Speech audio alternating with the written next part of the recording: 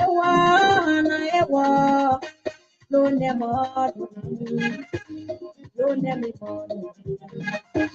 mama kanama lo me ma da lo ne ma lo me ma da lo ma lo mo ye lo ne mo lo ne mo ma ne mo lo ne mo ma ne mo lo ne mo ma ne mo Kuna ya ewa na ewa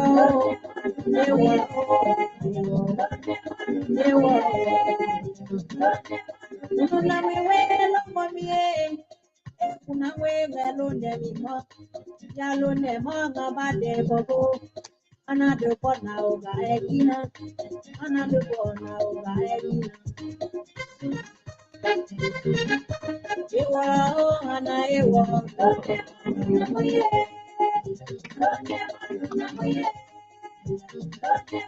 ne wera ekina ye ne wera buka ekina ye no egana longe ganyana ana egana lobo karenye diwa lobo anama diwa lobo ana ele benga bemwe ana ele benga bemwe ya kuna lobo miwa ena benga londe bima ya londe mama mate ibaba ya londe mama mate ibabo ana elo ana elo ana elo ewala ana ewa ewala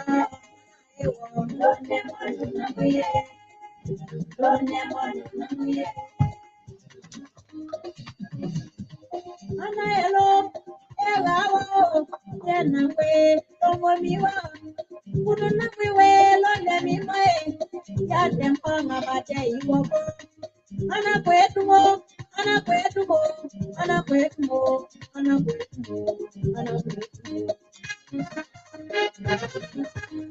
ana adopanywe ana adopanywe ana go adopanyo malogo na wasanyo malolo na wasanyo sabela juwa ba walongo sabela juwa ba walongo enganwa wale na momo kabalu nebubo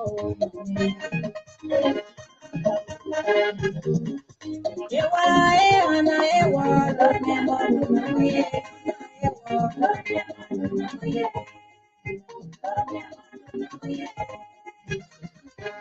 Nuadana, Onganwa, Tawana, Duala, Nadamwe, Dualukuna, Boke, Uderubo, Davalie, Dilijana, Yeba, Good evening, good evening. Welcome to the show. I'm Francis V. Salt of the Liberia Public Radio to LPR-TV. We want to welcome all our viewers and listeners and those of you standing by inside Liberia right here. Good evening. Welcome to the show.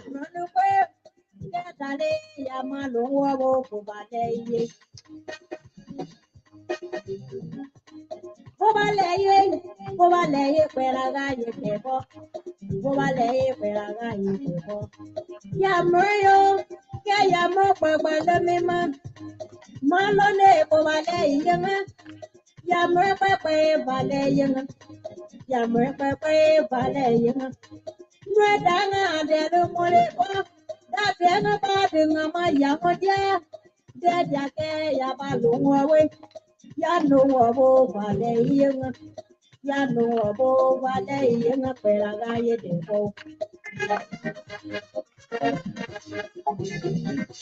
Ewa, and I ewa, Nami, ewa, and I ewa, Nami.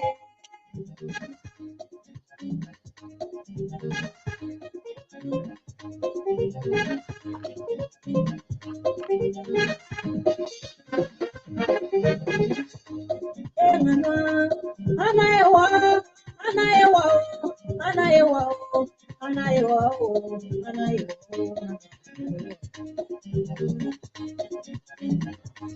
Analine, Paragalo Nebo, Analine, Paragalo Nebo, Anaelo, Malono, Natanyo, Malono, Natanyo, Mange by Natanyo, Mange by Casanyo, Mange by Natanyo.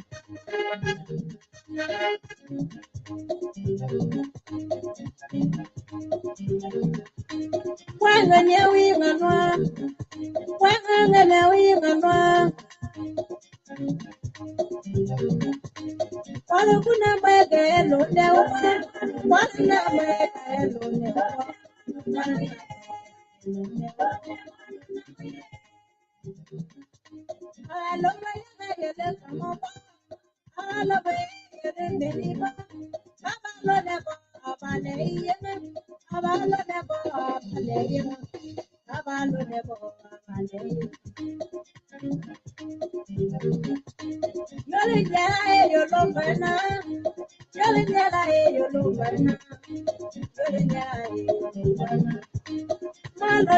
Okay.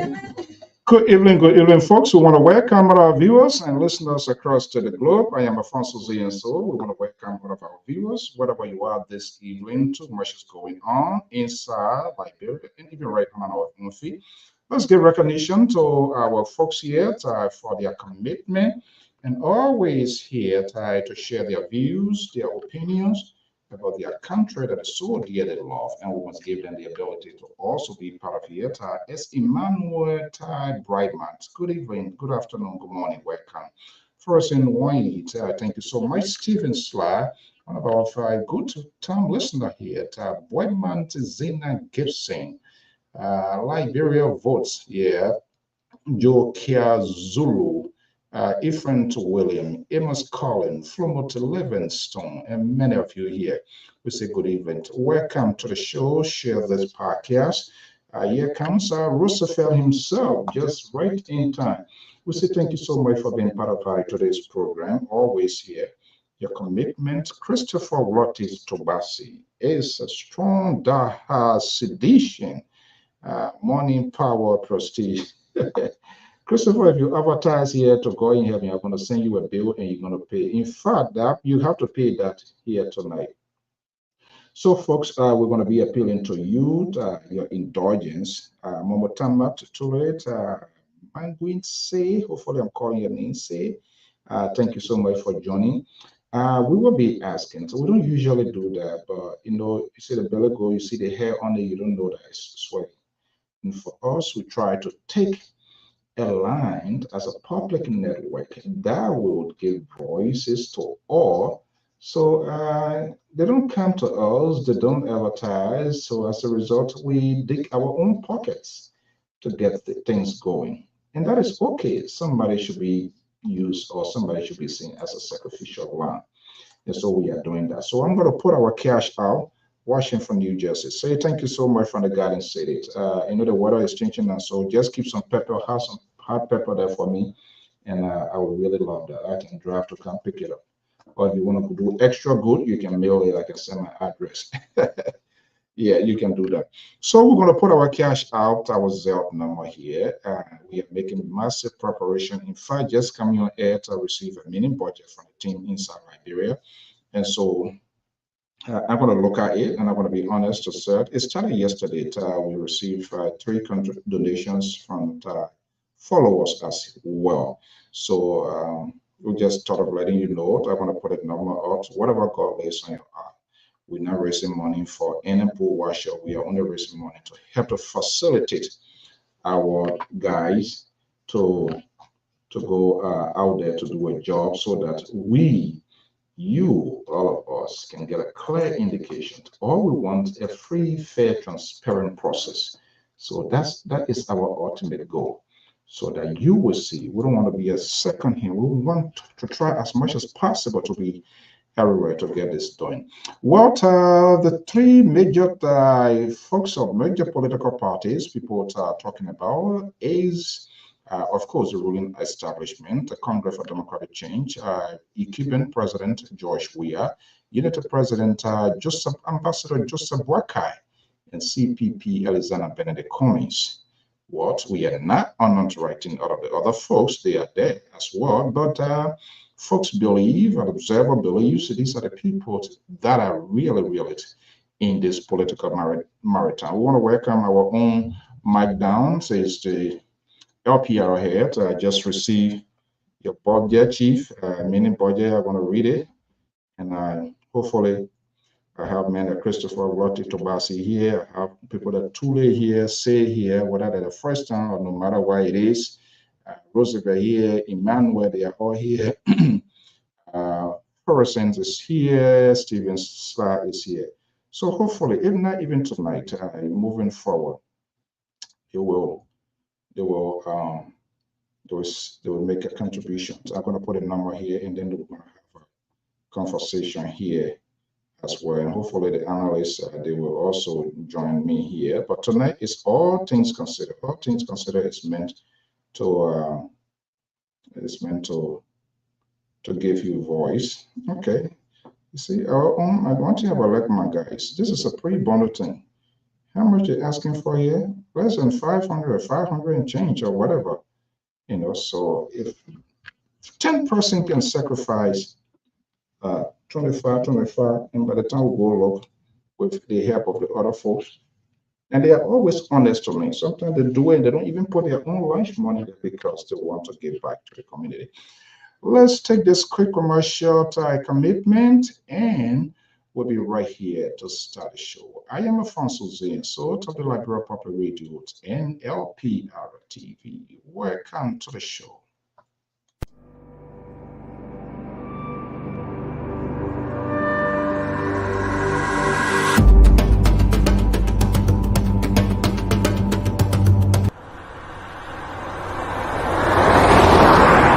Welcome to Executive Car Rental Services. We have all types of cars that you can rent, from sports cars to sedans to SUVs. We have cars for in-town and out of town, even vans that you can rent. Very modern and attractive, well-serviced vehicles, clean, quality, and comfortable interior. Move like an executive in style. Fully AC vehicles with good sound system. If you're looking to ride with class, this is the place at Executive Car Rental Services. Wow, so which cars do you want to rent? Drivers available. Call the number above to rent a car now. Located at Congo Town Back Road, Monrovia, Liberia.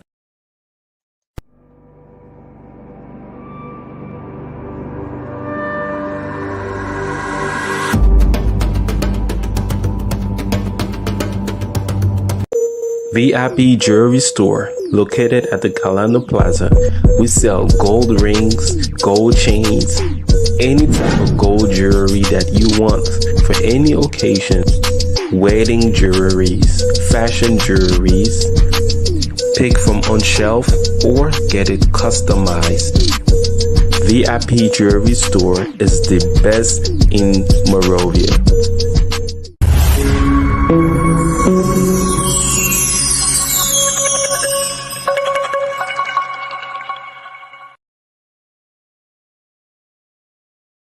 Welcome to the show. I'm Alfonso Zane, so of the Liberia Public Radio and LPR-TV.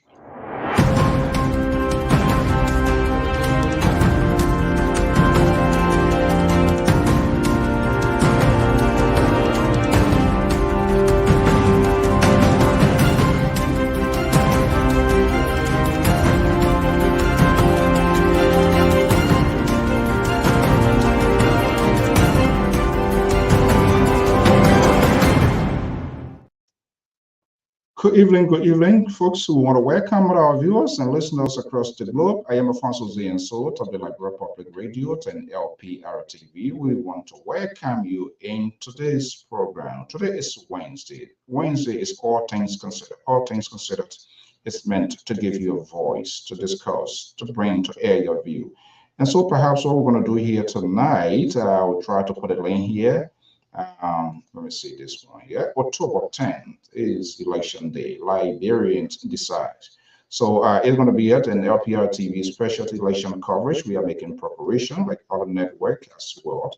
This is something we've been doing from time to time. If I'm audible, folks, please give me a thumbs up. Let me just know exactly what is happening. I want to make sure that you are part of this conversation and I'm properly heard. And so if you also hear Samson Vanning, good evening. Ambolite Copot, thank you for joining us. Augustus D. Mongarut, hopefully I'm calling it right, Isaac Toure, and of course, our own man from Atlanta, Georgia, is a strong sedition as well.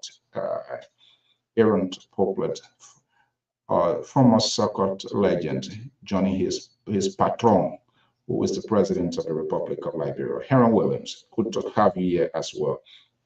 Dodi Davis, and many other here. If I don't call your name, it doesn't mean you are not important. Of course, each and everyone will really do value to your time, your commitment, your energy to this network.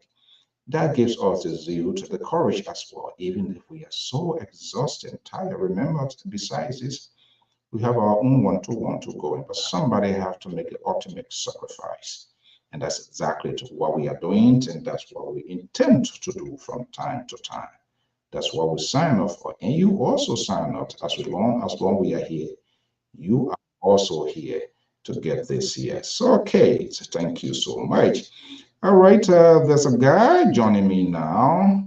Let's see here. This is quite interesting. He's in the motherland, so we want to get the word from him, and I believe he shared the ideologies of the ruling establishment. I don't want to jump the boat. Our man listening to Kamara is a contributor here. He's currently in the West African state of the Republic of Liberia. So he's there. So let me just join inside Liberia. This is where the real thing is, while the other folks want to be coming in. Okay, Mr. Kamara, what are you doing with Lagos? Are you playing game there? What are you doing with Lagos? Why you want to confuse us? You need to. I thought we want to see some sort of partisan emblems or something on you, or you're just trying to mess with us. Good morning. It is actually morning because it is 23 past 12 a.m. in Monrovia, Liberia, and I am reporting live from Cinco. It is my pleasure as usual, and normally I would not be here on the show in this attire, but like Mr. So said, I am not being sarcastic. I am a Lakers fan, and I'm a Kobe Bryant fan. So just an awesome day to wear my Lakers jersey 6 days to the casting day. Amazingly. Okay. How is LIB? You've been there for a little while. How is LIB? So quickly here, let's jump into this right here. This is all things considered, but let me just go strictly in your, maybe you have something on your own belt for which perhaps you want to share with us. You've been on ground for a little while, a lot of things going on here. What is on your mind? What are you considering for the time that you're going to be with us? We know it's extremely late in Liberia, but what are you considering? What is so important that we need to talk about as we draw near to this electoral process? Mr. So, I'm here as a normal and regular citizen and observer. I will not be partaking in this election. So there is no need for any concern or anybody to worry. But what I was amazingly most important, what I've been observing since I've been on ground. So far, it's been very peaceful, and everybody's getting along. But most important, people are actually getting into the political dialogue more. Yeah. Okay. Let's welcome our senior analyst, Jones Otavius Malley Senior. Am I forced to add a senior, Malley Jones? No, it's optional. Okay. We live in a free world. Okay. You know, it reminds me when you JJC, when you come new, how in those days back home, if you don't speak to your boss, Mm-hmm. if you work for a bureau, if you enter your office or whatever some place, if you don't speak to that boss, be a man Yeah. or woman, literally you are getting a black way. You don't see me, you get up, I mean a jump passing my dura. You don't even call your first name. So it was No. sort of funny and weird. My first job, and I start adding Mister and this and that. After a while, and then the lady called me. Why are you calling me this? I don't care. You just call me my first name. You don't have to. Yeah. Seriously, you say yes. Oh my goodness, I can do this here. Okay, let's get back to baseline. Jones guy, good afternoon, good evening. Welcome. Yeah. Thank you. And how are you, my brother? Kamara, So, how you doing? I am aware, Mister. Okay. Let me get back to observing and saying the proper one because you emphasize on the prefix doesn't really matter, but at the end of the day, respect being reciprocated amongst ourselves is more important. So, Mr.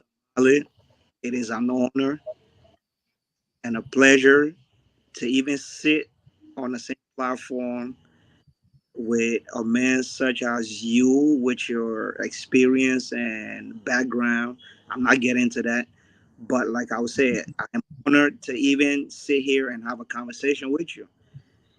okay. So, Oh, thank you. We all in the Okay. learning curve now. Yeah, all right.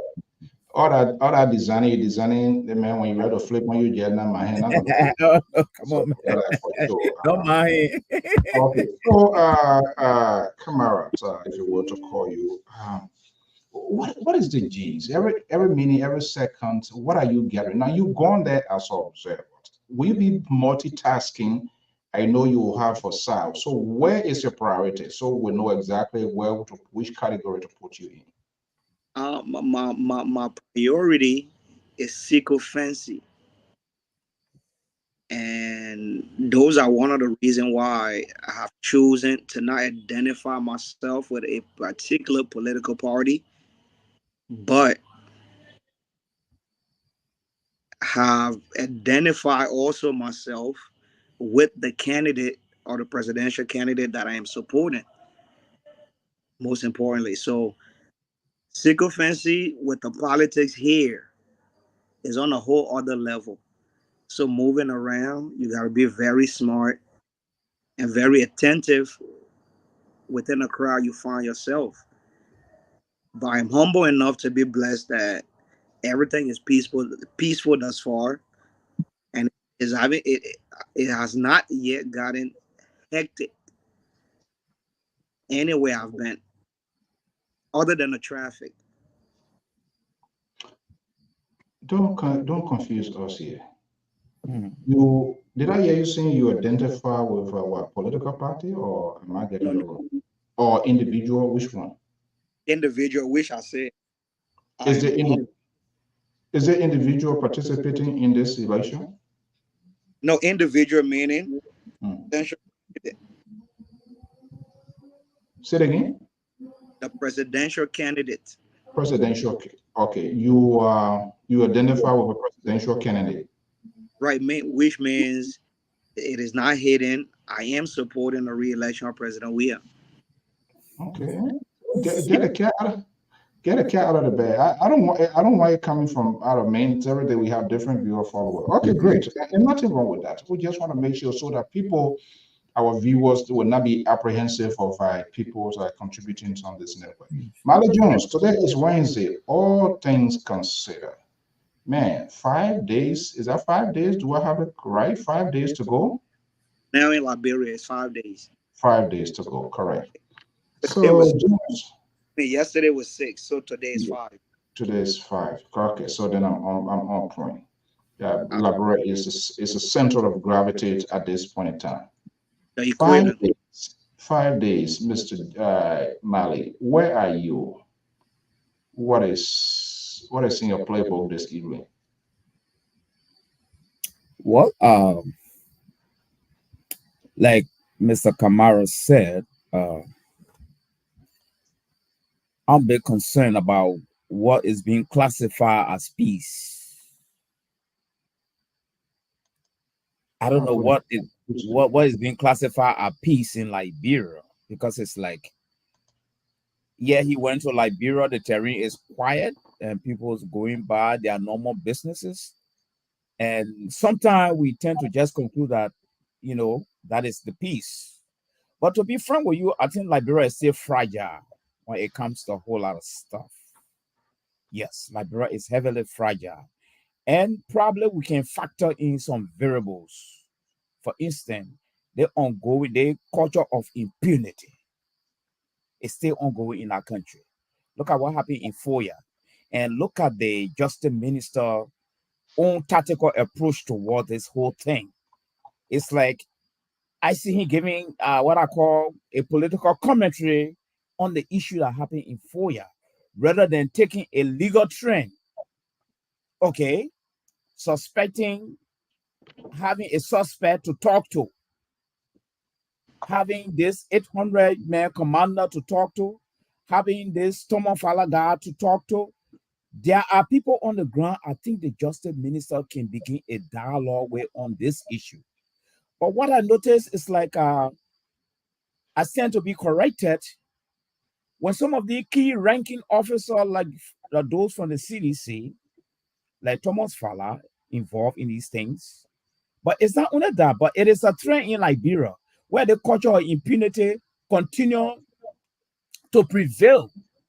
You see, and I can tell you the same thing happened with the drug issue at the RIA.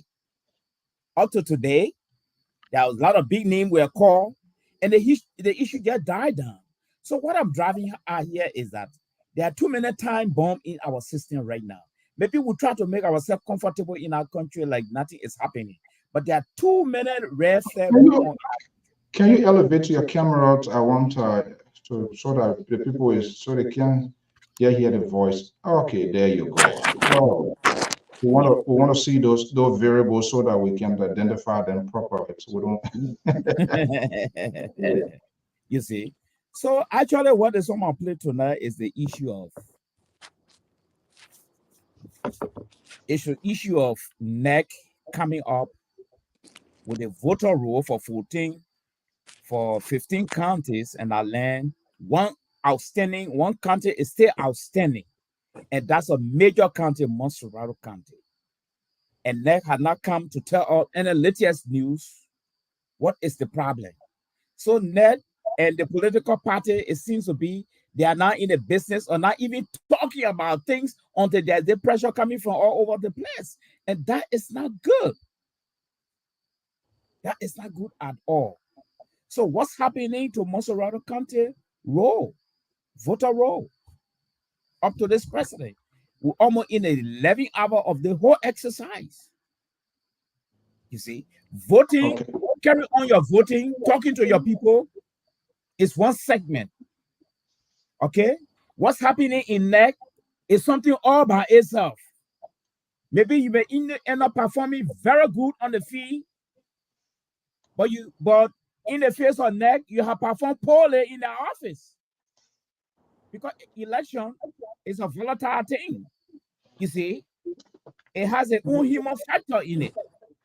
Now, another thing that is even baffling me, I learned the biometric issue, the biometric system they introduced has been circumvented now. They're going back to the old thing.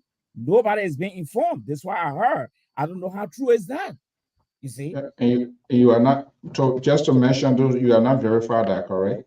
No, that is not verified yet. I don't know the detail of that, but I got that information today from a reliable friend in Liberia. Yes.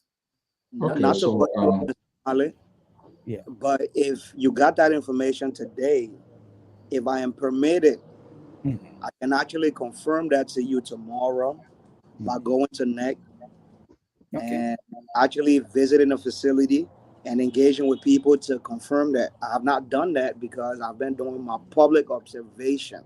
Yeah.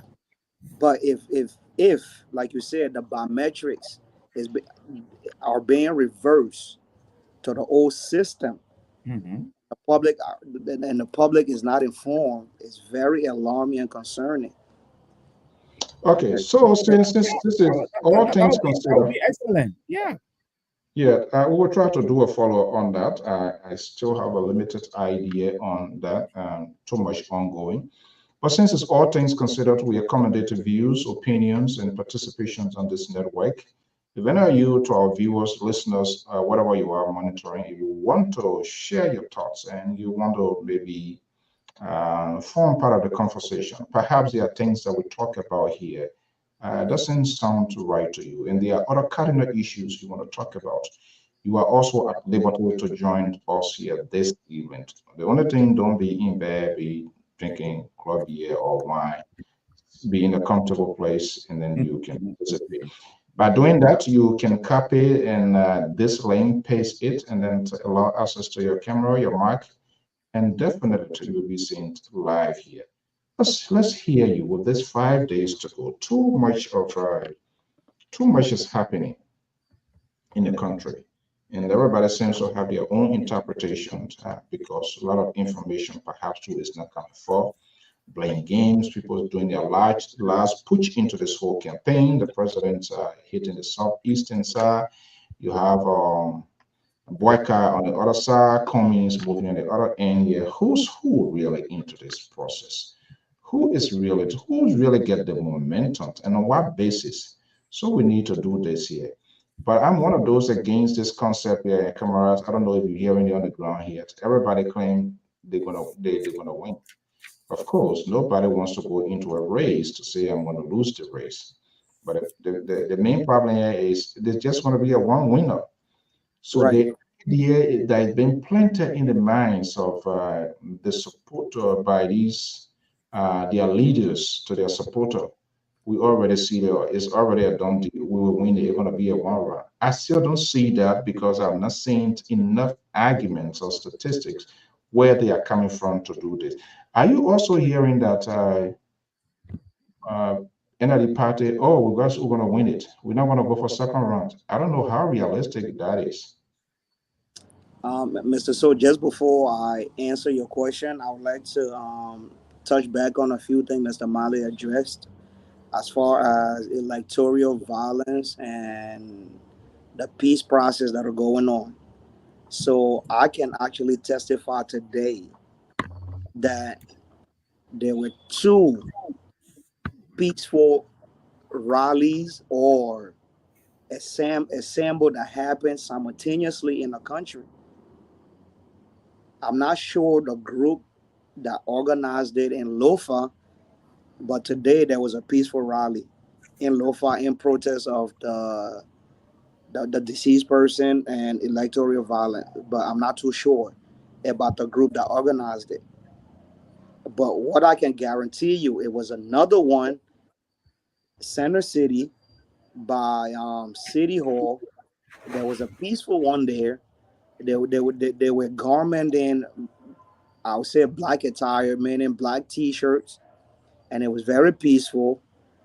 And like I would go back to it was very peaceful. So when I emphasize on the point that everything been going peacefully, it's based on my observation. Not saying that everything is going smoothly, but only one incident so far majorly that have occurred, and that what happened in Lofa.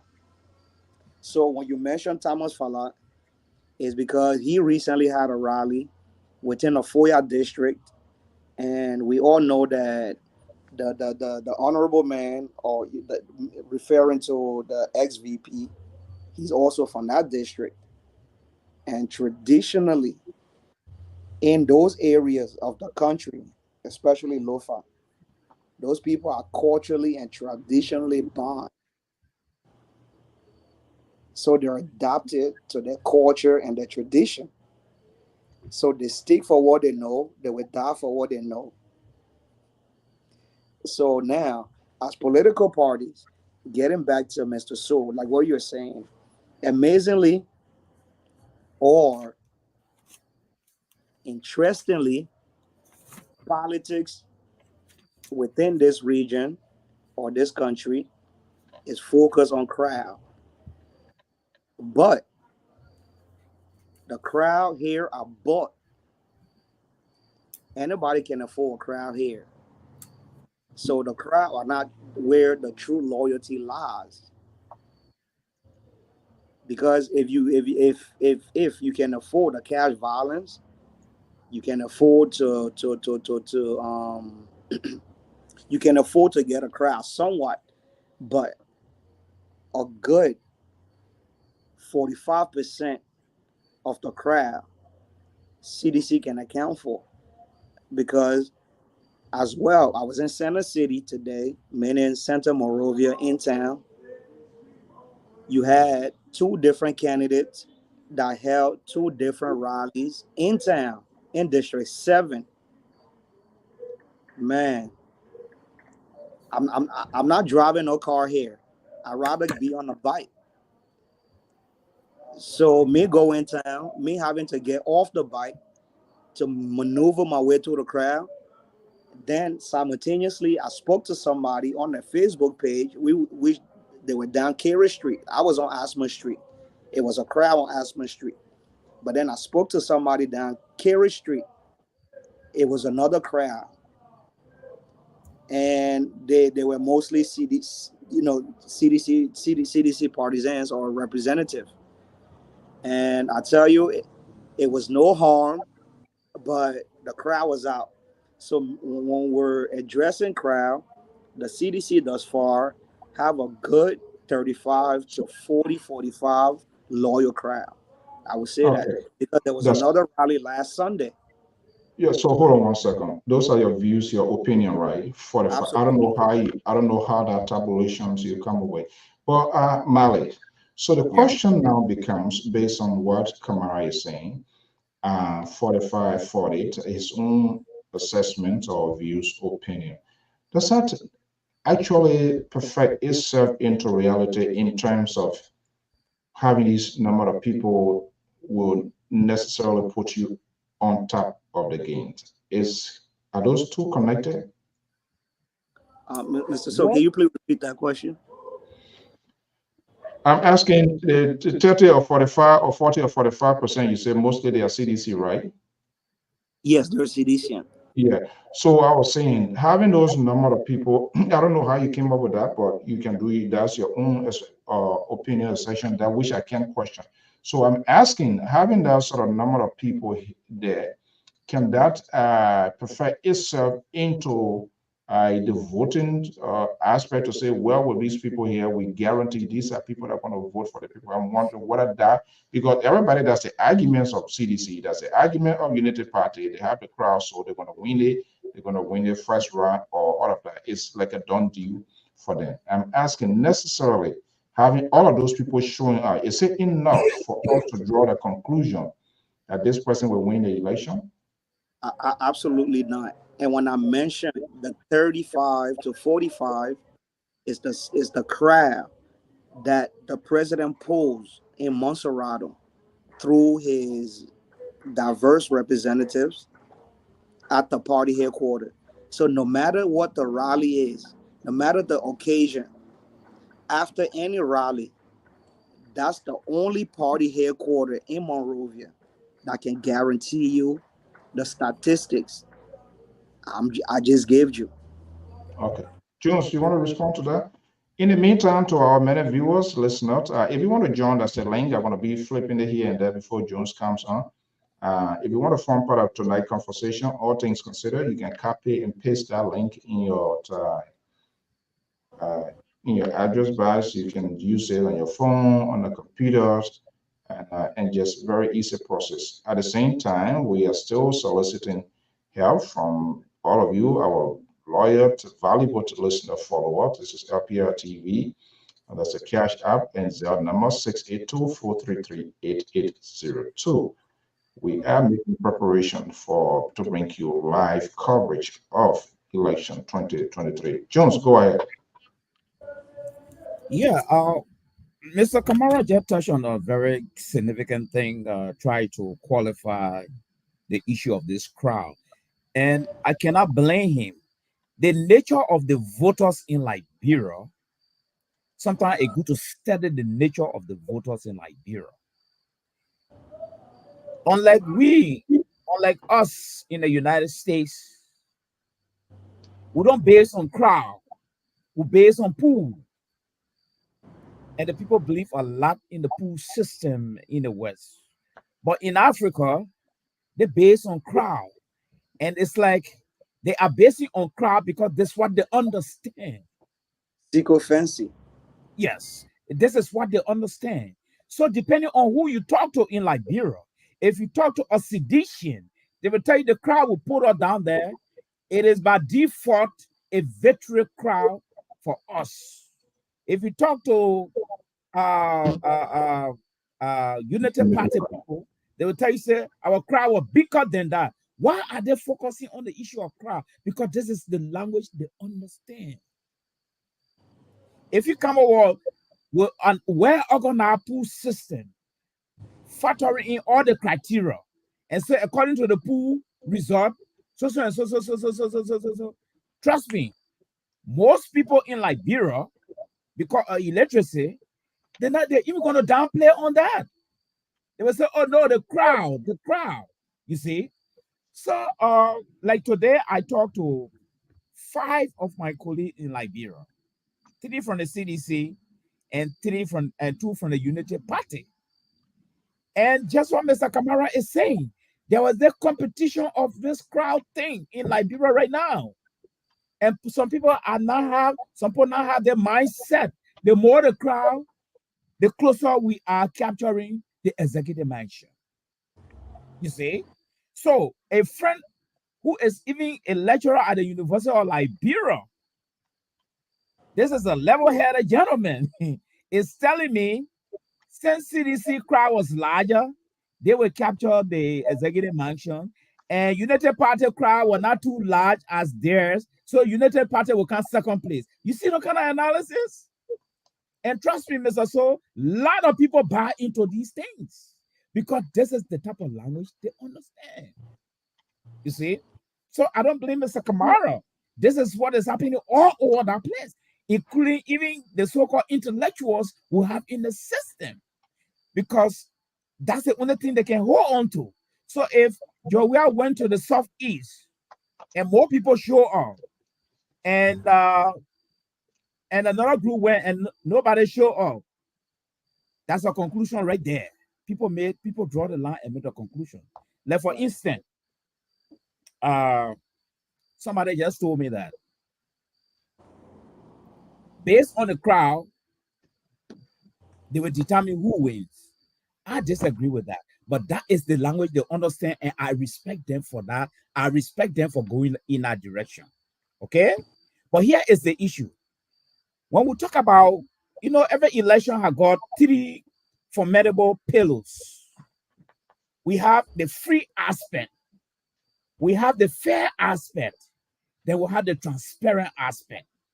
So the question now that we will be asking the next few days to come, up to the 10th, will this election be free, fair, and transparent? I don't want to believe strongly, given so many variables from my own analysis that I have, that the election will be fair. It might be free to some extent. And the issue of transparency, I don't think we're going to achieve that. And that is on 2 notes. One, the voter roll have been delayed. We don't know what happened to it. That fall within the transparent column. Yes, that particular issue is fall under the transparent column. NEC is not speaking on some very important thing that fall within the transparent column. So NEC had not come forth to be transparent or loud thing. And what I noticed again, the ruling party is not even speaking on some of the issue. They're just quiet. So the question is, why are they quiet on some of the most important issues? Like for instance, when the census took place, we had so many preliminary coming up to today. I stand to be corrected. I don't think we have had a conclusive census result to be announced by the government that now we've moved from the preliminary now. This is the full report of the censor. I've not heard that. Someone can educate me on that if we had that. I yield. Wow. Kamara, you want to? Okay, just before that, we just received a donation. We want to. It's important we mention that. Mr. Venetius Malbat just sent a contribution, donations of $20, and that is meant to help our broadcast, live broadcast with our team as we are making preparation. Thank you so much. Yesterday we got a donation from Netit, Dr. Gonot, and Evis, 80, 50, and $30 respectively.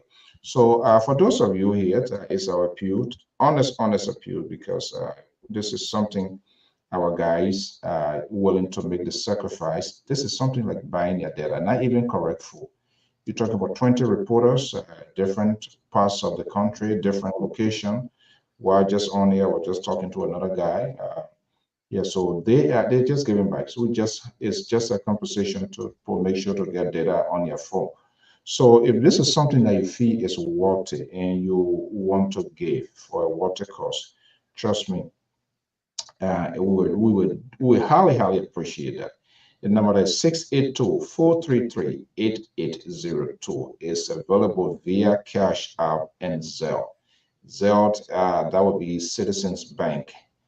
Cash App, you're going to see like Broad Public Radio is not your individual name. This number being existing for I don't know how long now. Strictly assigned with the network. So we will appreciate that $5, $10, $20, 25, 30, just whatever you can afford. So nothing is small, nothing is big to us. It's a gift. So that's what good. Okay, come on, let me just bring you. You saw Malik Jones in his long uh, note doxies, his apprehensions. It will be fair in certain place, it will not be fair in this place. I thought he was saying like a recitation, but again, and Uh, that's not it. So, Mr. Mark, let's what deal do with we want to see here? I like to be a guy who likes to prevent crisis.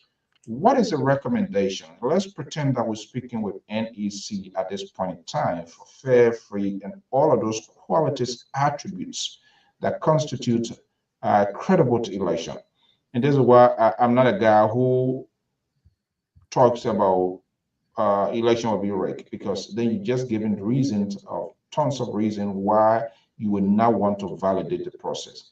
But let's pretend as if we're speaking to the National Election Commission. In the last 5 days to go, this is a consequential time that we are in. What should they be doing at this time? And what is the role of these political parties, their chairmen? If all of these clouds hang over it, what is the level of conversation or dialogue even prior to getting to this point that they have had with the election commission?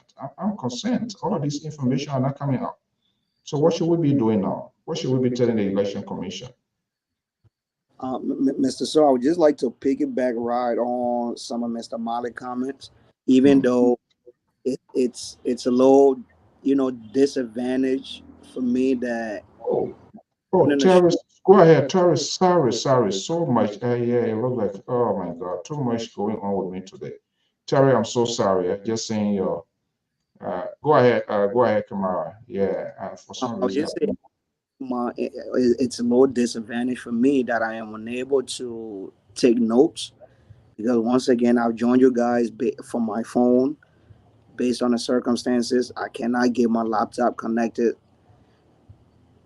due to time factor.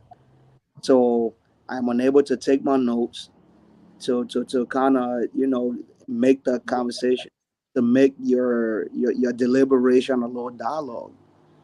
But for some of the points I would like to pinpoint out and talk about is the opposition. Now, most of the question you ask, those are pressure being put on the ruling party. Now, as opposition political party, what is the pressure you're putting on NEC as an independent institution that regulates the electoral process? What are you doing about it? So let's not just focus on the ruling party because a drum sound of defeat is chaos and blame. So for the last 3, 4, 5 months, the opposition still preaching barbonery, meaning they're attacking. They still want to prove a point. You fail to educate your voters. You fail to hold the ruling party accountable for realistic issues. You fail to pressure neck. You're playing every game that the ruling party is playing. So like it's nothing different. When the ruling party pull crowd, you also want to pull crowd. So you would do anything in your power to pull the same crowd. You're not educating your voters. You're it's like mimicking each other. So you're not doing nothing different. And so when you're not doing anything different, nothing seems like it's gonna change. The atmosphere here is 5 days to election. People going about their regular normal business. The only thing you hear is a group of people maybe saying this place, that place, chatting about politics a little. But other than that, the atmosphere is regular. If it wasn't for the chaos in Lofa, international media would get no attention, or local media would not even be interested in it because the opposition, not even an opposition. So how do you point finger these people that you're saying that you want to replace them, even though they're not perfect? How do you change anything? And for me, everybody know my fight. My fight remain the same. My fight is the legislature. That's the direct representation of the people. So if we cannot change that, nothing would change in this country. But then again, it's political season. You cannot get to certain people or the current representative because they're running a campaign. They have their own busy schedule. But I've tried reaching out to a few and things like that, but it's hard to get them right now. But in my power, what I'm doing is educating, like people on a day-to-day basis, like the reason why you're voting, why you need to vote, the importance of voting. Those are the things I'm propagating. Are you also, I'm curious, before I go to Mali, are you also telling them which party to Oh, vote for? Or absolutely not. The first thing I can tell them is, I'm in the country. I'm not here to vote this time. So I'm here to observe. I'm not voting this time. But vote for what can better you and your child within the next 6 years. Because the person you're voting for, these are not the by-elections. To say that 2 years, then we'll go so to you major. leave quickly here. You leave them you in the education, which of course, if that's what you're doing, thank you so much to educate people who need to be informed. You are doing this to allow them to participate in the process. And that's what most of the people sometimes will talk to them. Oh, yeah, and I even when vote said, you got 18, that is same people, well, you're doing it to yourself because whether you participate or not, the decision from there, you will live with it. You will abide by it. You will sleep with it for the next 6 years, 9 years if they are senators. So the notion of I'm not going to let the people think it's no longer for us to do that. But I'm just concerned here. So Mary Jones, Mm-hmm.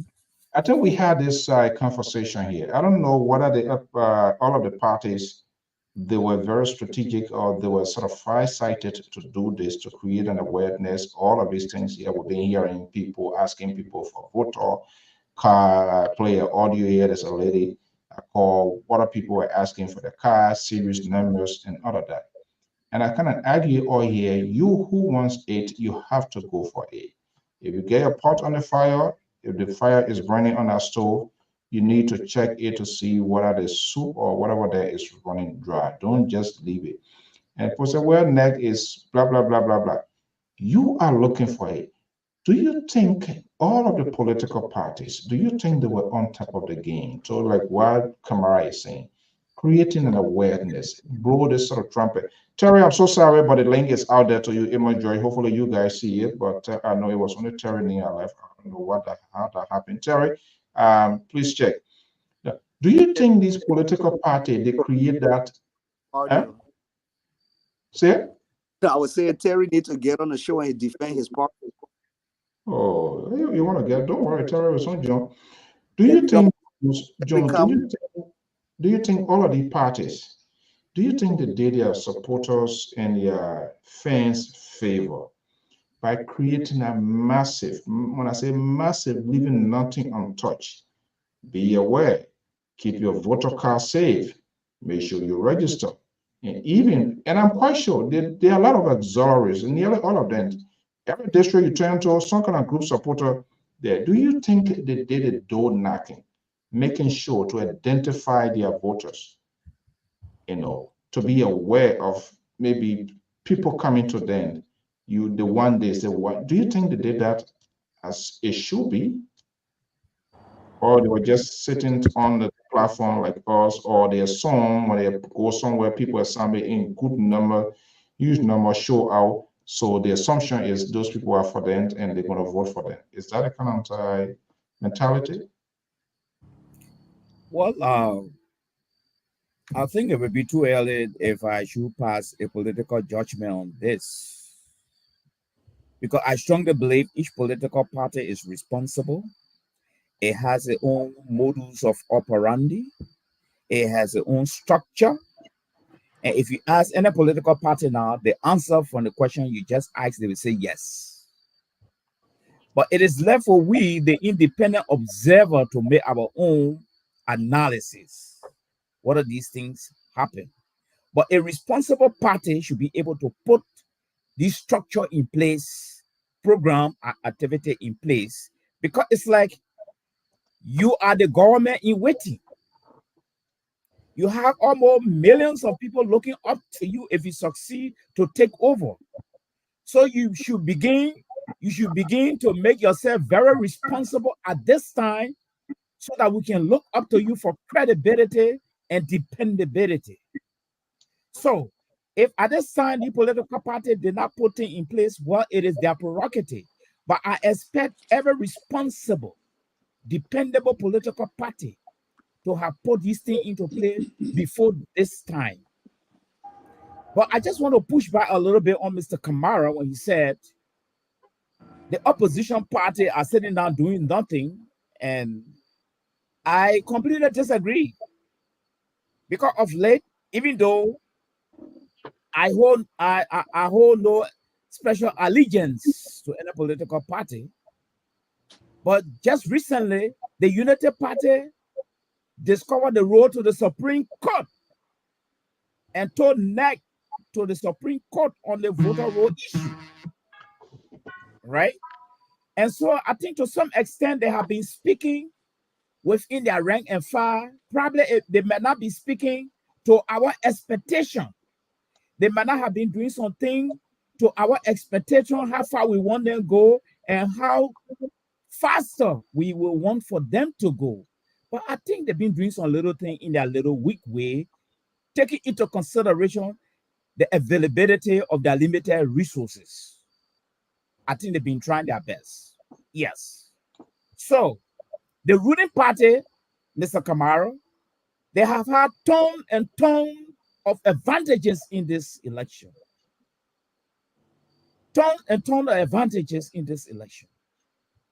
Okay, I don't have the proof, but I show they have cash advantage in this election.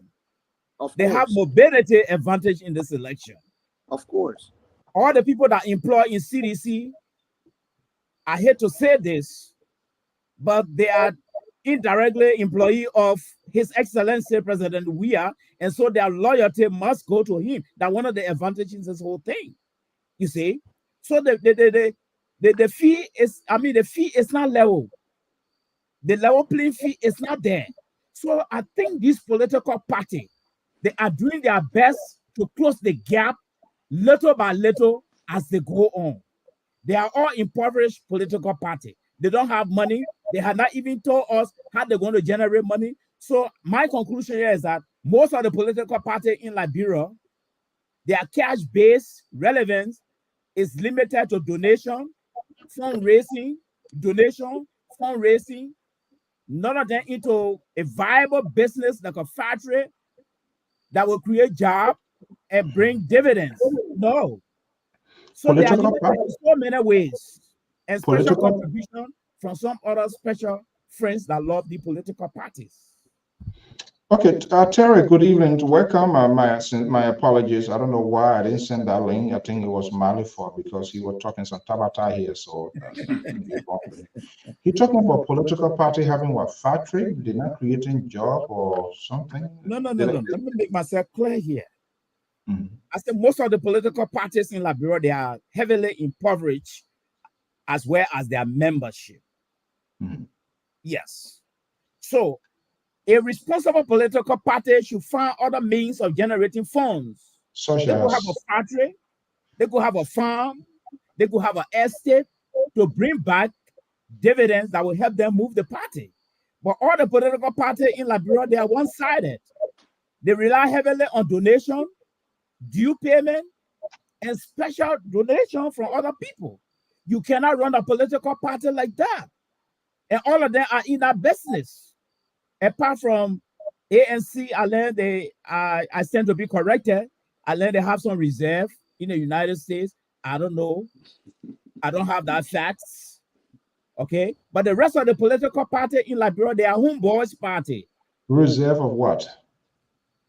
Oh, I learned according to sources that when Kumi retired, they were able to give him $3 million. I don't know how correct this information is. They were able to give him $3 million, and it is after the $3 million coming now, he's being able to facilitate some philanthropic work in Liberia. How many political parties, apart from ANC, is doing philanthropic work in Liberia? Because they are all poor parties. They don't have money, including the Unity Party. Every time His Excellency, the VP, run to America, he can't on fundraising. You cannot run a responsible party like that. Find other sources that will bring you money. Now you poll. When you win the election now, then you start looking for money in the government to move on. This is my problem with the political parties. They are all impoverished. Okay, that's the fact, but I know there are regulations as well. There are things they can do, things they can do on the electoral guidelines, which of course we're going to take a big year. But Terry, let me just bring you in here. First of all, this is all things considered. Again, I'm sorry for not sending this link out earlier to you. That's my fault. Too much going on today. Notwithstanding, we have to do what we're supposed to do. What is in your playbook today? I'm concerned with this Mali's red meat soundbite here. This even people might have factory, this and that. I don't know in the past or in the present which political party they have. I know members should be able to contribute to pay their due, to pay their share responsibility to keep the up running the party. But at this time, the people themselves are poor. You can do that. That enslavement. Well, if you poor, you don't have money. Don't participate in the election process because it's a costly process. That I can tell you. People spend millions of dollars to get into a process. But Terry, let me just bring you in, then you can respond to Mali Tabatai on here. I think he's trying to replace the liberal here tonight. Question Tabata coming on. Yeah, Mr. Mali, I think he overthinks a lot, and he want to get things done in a very sophisticated way. So I'm going to be bringing Mr. Jerry Cummings, a legendary journalist. He's also with Remant Radio. So he's going to be part of this conversation. Hopefully, even during the live coverage, hopefully he can pick up time to bring us in here. Sorry, Terry, let me just bring in Mr. Cummings. Yeah, sure. Yeah, go ahead, Terry. Yeah, so, so Mr. Mali, like overthinking. And because he overthinks with his level of information and education, he derives his own formula, as to how a political institution should be. So I won't say he's wrong or he's right. But from my opinion, I don't think that political parties supposed to be having factories and farms and all of that in order to be able to run efficiently. Like he said something that most of the political parties members are impoverished, and that is true. All right, and based upon that, especially in Liberia, based upon that, that is where they are strangulated. They become,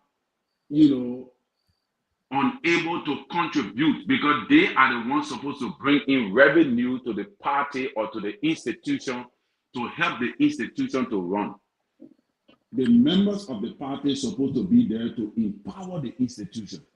So the institution is not supposed to go be looking for farm and building and factories and all of that. No, it is those that are members of the institution are supposed to empower it. Unfortunately, due to the type of governance systems in Liberia, the corruption and all of that, political institutions end up becoming lame duck or what. So as a result, they weaken most political leaders that become successful from the political parties in Liberia are always the leaders of the party or the heads of the party. And the moment they get into power and become corrupt and all of that, they begin to strangulate the party, thereby making the party to become irrelevant to the Liberian people. That is the reason why most Liberians, when they get rid of that political leader, they take the blame on the political institution. And that's what the saying comes in by, one apple spoils the whole tree. That is what I don't agree with. Because if one apple spoils, cut the apple off and let the tree survive. That's my position. Because the tree is bigger than one apple. The tree can still produce many. So, like today, people will say, oh, the Unity Party should not come back into power because they were in power for 12 years. No, it was the standard bearer of the Unity Party that was in power for 12 years. And when she was in power for 12 years, she carried on a lot of corruption and all of that. She did a lot of things that brought degradation to the party. That is why the party took a stand on her by suspending her and other things, because she decided to go against the party mandate and other things. And you can see it up to today, how she has distanced herself from the party. But people are still blaming the Unity Party instead of the individual that was in the party, running the party as the standard bearer. Then it's going to be the same with CDC. It's going to be the same with ANC. I hear him talking about ANC that support data. The ANC do not have support. ANC is centered around Mr. Cummings.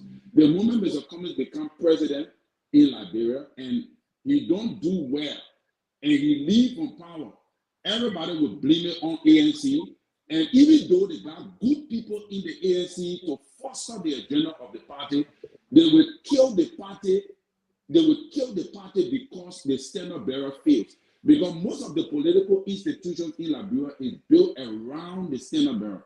I'm very surprised that, unfortunately, unlike Unity Party, they were able to quickly bounce back after the failure in most era of Madam Ellen Johnson Sirleaf.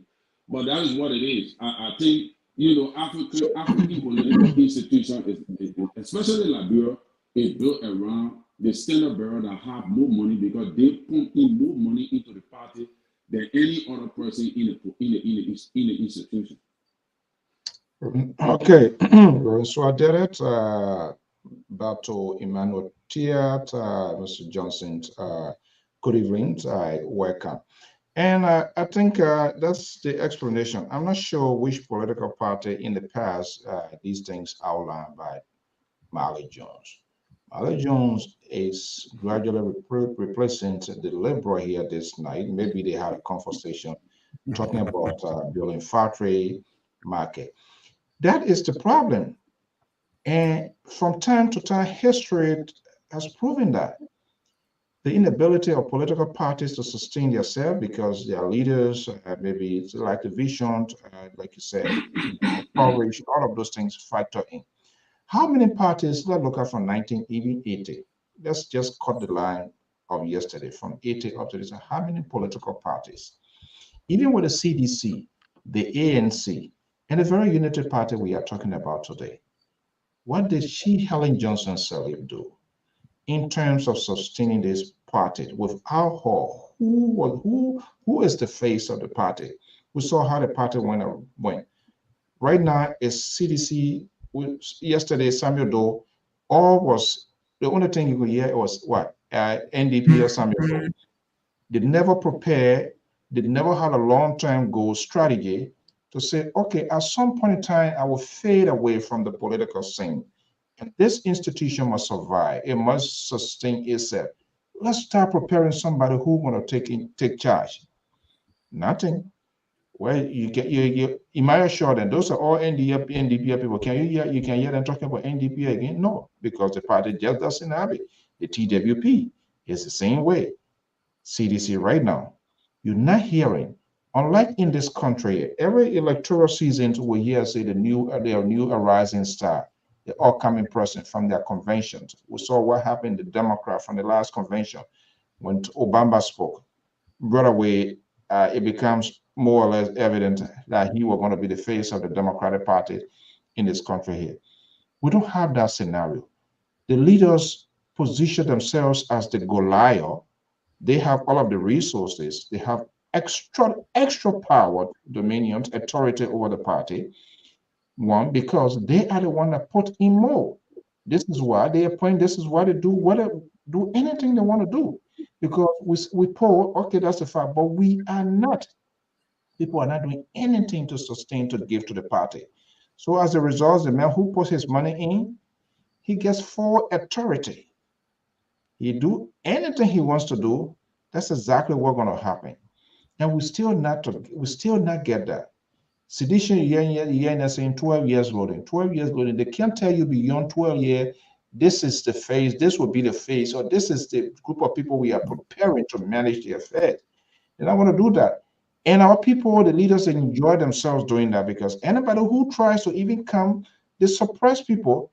They will antagonize you. They see you like a person who wants to take charge and, all sort of things. There are so many factors and variables responsible for all of these parties to run the way they are running.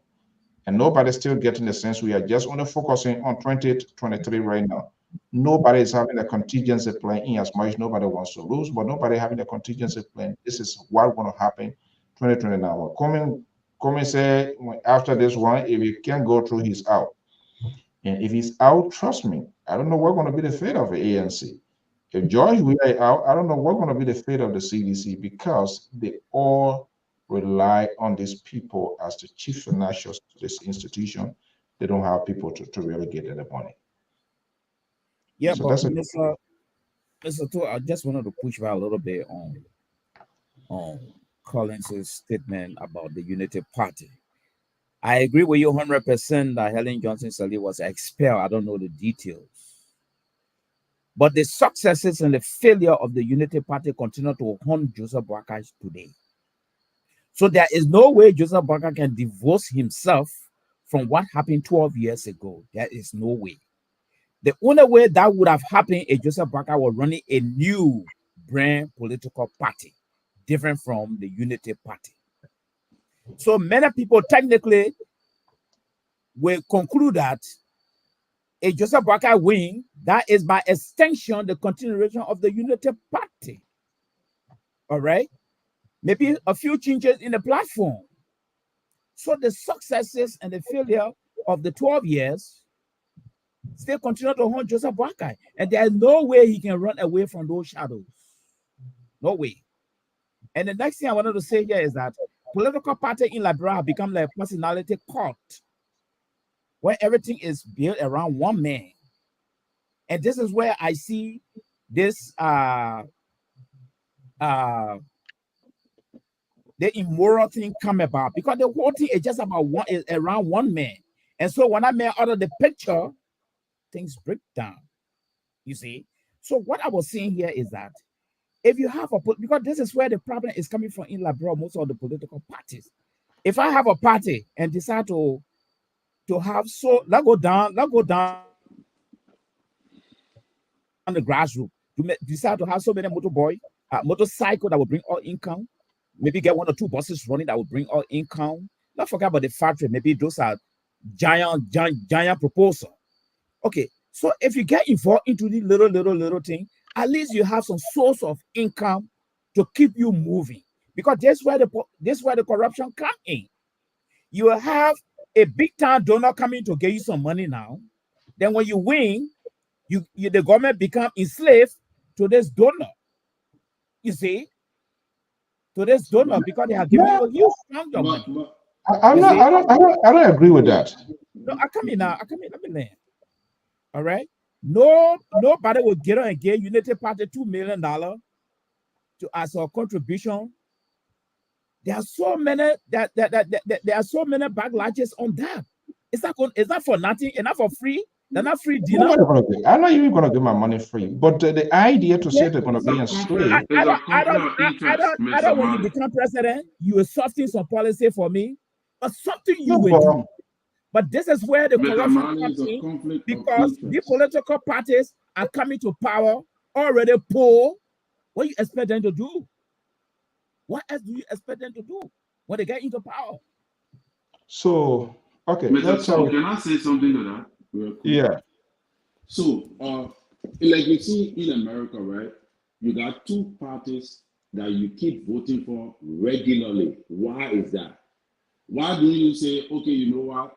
Or Donald Trump, the Republican Party under Donald Trump did not do well.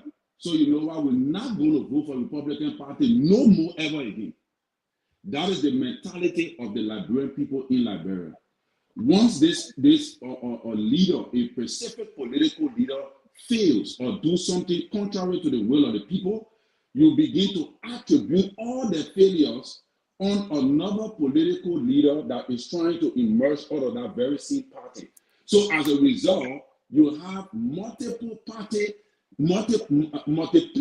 of political parties keep emerging every political season or every political cycle. And that is the reason why our state is a failed state, because we don't hold to one type of political institution or two types or three types of political institutions that we can qualify and say this is the institutions that we believe in to carry the vision.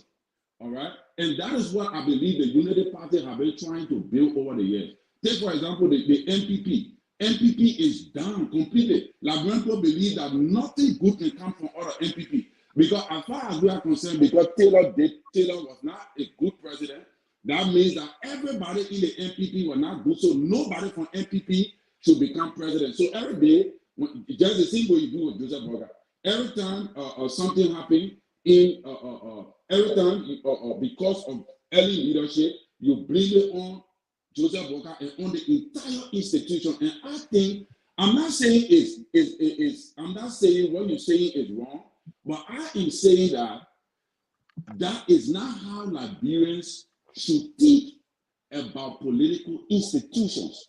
Because I believe based upon the way we think about our political institution, that is the reason why we are failing to perform in government. Because every year and every time around, we will continue to see new political parties emerging because of our inability to identify the failure in individuals instead of political institutions. That is where I believe we fail. We keep accusing political institutions for the failures of individuals. That is my point, Mr. Mali. I do agree with you on the stage where you say we are impoverished in the aspect of one individual taking on the entire responsibility of a political institution, which I do not believe should be the case in Liberia. But again, Liberia is an impoverished state. So the people in the country do not even have jobs. How are they going to fuel a political institution? They're incapacitated. So as a result, one individual will bully a whole entire political institution. So when you rise to power and fail, the entire institution fail, and everybody blame that particular institution for the individual who failed. That is my analysis. Let me welcome legendary Gerald Cummings of Roman TV. He's very good at making predictions. I remember 2017 we went through a here. Yeah, we are. Cummins, good evening. Thank you so much for chipping in here. Hopefully, in these last days, we need all voices to be heard, especially those who have been long behind the microphone, talk to most of these actors. Good to have you here this evening. Thank you, Mr. So. Can you hear me? Loud and clear, audible. Getting that great voice. Look, man, it's what 5 days in Liberia now. And the talking point varies depending who you talk to and to what they are saying. I'm pulling the crowd. But first of all, here, you're no stranger to this industry as well here. Wednesday is always all things considered. What are we eyes slipping? We are not talking about what is lacking, what is the gap that needs to be filled in this injured and strappy time when the commentator says at the game, when you see the referee and the match commissioners, they're looking at the other end, looking at last man number one, last man number two. We are literally in that time. Where is the gap now that we are not we behind the microphone we are not filling in for the library people to know what's your playbook today? Well, let me first of all say good evening or good afternoon or good morning to your viewers and my colleagues on here tonight. Mr. So, I listened to Mr. Kamara earlier on giving his own analysis about crowd. You see, modern journalism is good in this dispensation and era, but the thing that most of the people miss is this. In a typical contemporary newsroom, modern journalism does not take a center stage. I say this to say that people who post videos of crime, whether those crime will constitute numbers, they don't take into consideration those things because in our country today, the issue of recreation is a serious problem. Most of the people don't have jobs, they don't have places to go for recreation. So they see these party headquarters as a place to amuse themselves. So everybody go there because some of the stories and things we saw is that people were getting paid for attending events. Some people were giving out money to them. Some people go there for the fun, the fun, and pageantry. So those numbers sometimes don't constitute into a typical voting number. So I don't pay attention to those things. But unlike the 2017, 2023 election, I see this argument about the competitiveness of numbers, who got a number, if I can jam pack the SKD or jam pack the Sports Commission or the ATS, meaning forgetting. We can win this stuff one time. And the last time history proved us that, let us to know that the only person who won election in a one-round victory was Charles Taylor. From the 2005 election to the 2017, 18 election, nobody won the election in the first round. So I don't know where this myth is coming from, and I don't know why most people believe in the issue of numbers. But here is something we who sit here in the diaspora must take into consideration. I listen to Philip Brown, who happened to be a mentor and my former boss for 8 years. There was something he said that got the whole nation, Liberians in the diaspora and Liberians back home, sitting at the edge of their table. But let's go back a little bit to what transpired in Lufa County prior to this incident. The ruling establishment, one of its legislative representative, Thomas Fowler, was seen with sedition in military regalia, parading the streets of Foya. The opposition was not vocal on those issues. Likewise, the government. So I said to myself, at the end of the day, there will be trouble in Lofa. With this, there will be trouble. I can't uproot that. Nobody talk about it. The issue of I'll borrow from the police director who said they captured the arm. Those arms up to now, up to current, there have not been a full investigation or a conclusive investigation on the arms he said they captured. But I listened to the justice minister, and he said, and I quote, that they are waiting for the FBI to conclude their investigation. And we're going to a critical, consequential election season in our time. Okay? No full investigation yet. But there was another pictorial circulating from the same Lofa County that they caught men with arms and ammunition. Whether the story has a iota of truth, whether it was meant to incite the public in a sense that they will be panicking and violence will be all over the place. But here is the scaring revelation. Go to the $16 billion issue. When Philip Brown raised that issue, he named Thomas Fowler. You know, I love modern journalism because in today's journalism, at least you can have software that you can immediately do a CD or a cassette player and keep it for your record, okay, or place it in your archive. When he raised that issue, he named some key members of the 52nd and 53rd legislature. Yeah. And then Thomas Fowler, he said, was the key player who was at the back of the Ministry of Finance collecting money and was the sole distributor of money to legislators. That investigation, if you go back, when the president returned from the UNGA, his first visit or first time here, he said, and I quote, in Bishop Winger's church, that they will call journalists, the FBI, forensic people will be part of that investigation.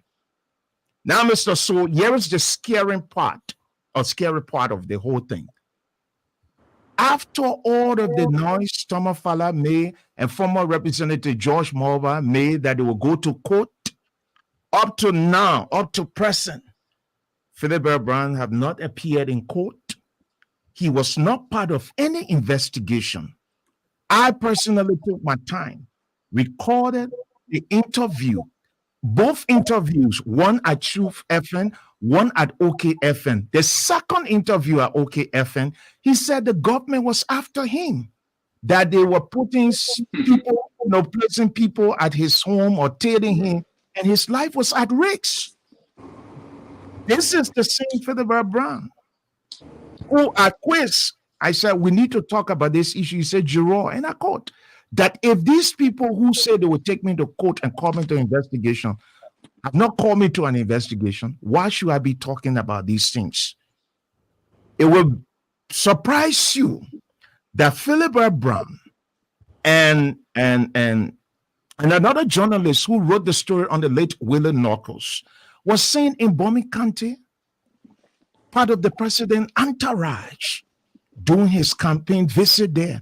I was shocked. Wow. I was shocked. So what are this whole issue? You see, the opposition, sometimes I say to them, the propagandists and the people who sit in the public relation end, if they understood the importance of media relation or information dissemination, they will catalog some of these things, keep it in their archive, and take on the government and write the international community based upon the facts. Now, here we are. Philip said there will be a bloodbath. Nobody will want to accept the result. The ruling establishment will not accept the result. Even if they want fair, free and fair, the opposition party, the Unity Party, will not accept the result. Dying meaning to this time, Mr. Soul. Dying meaning. It tells you that somebody is doing damage control somewhere, or somebody is doing some staunch public relation. The national security or our security people have not called Mr. Brown here for full investigation as to what was he alluding to when he made the state post. And then he came on a local radio station and did an exclusive and said the same thing. Right. So where Okay, do let me- the politicians sit? Where do the Liberian people sit in terms of these things? Okay, this is a sort of well-loaded information here. Prince, are you there? Good to be back. I know it's so late in Liberia, and this is part of it because I listened to the ministry, the Joint Security Press Conference. Are you hearing me, Cummings? Yeah. Yes, I am. Okay. Yeah, I listened to that, and we was just on that same conversation for he to have suggested that FBI still having this. It also reminds me about Alexander Cummings' 75 case investigation, the police. You know, I know in our own settings, there is always an internal investigation. Your internal investigation is not going to be the final, but that gives you a clue, it gives you an idea exactly what happened, and you can take your administrative decisions. The police, they're going to look at the criminality, the crime being committed from that standpoint. That's what they're going to do.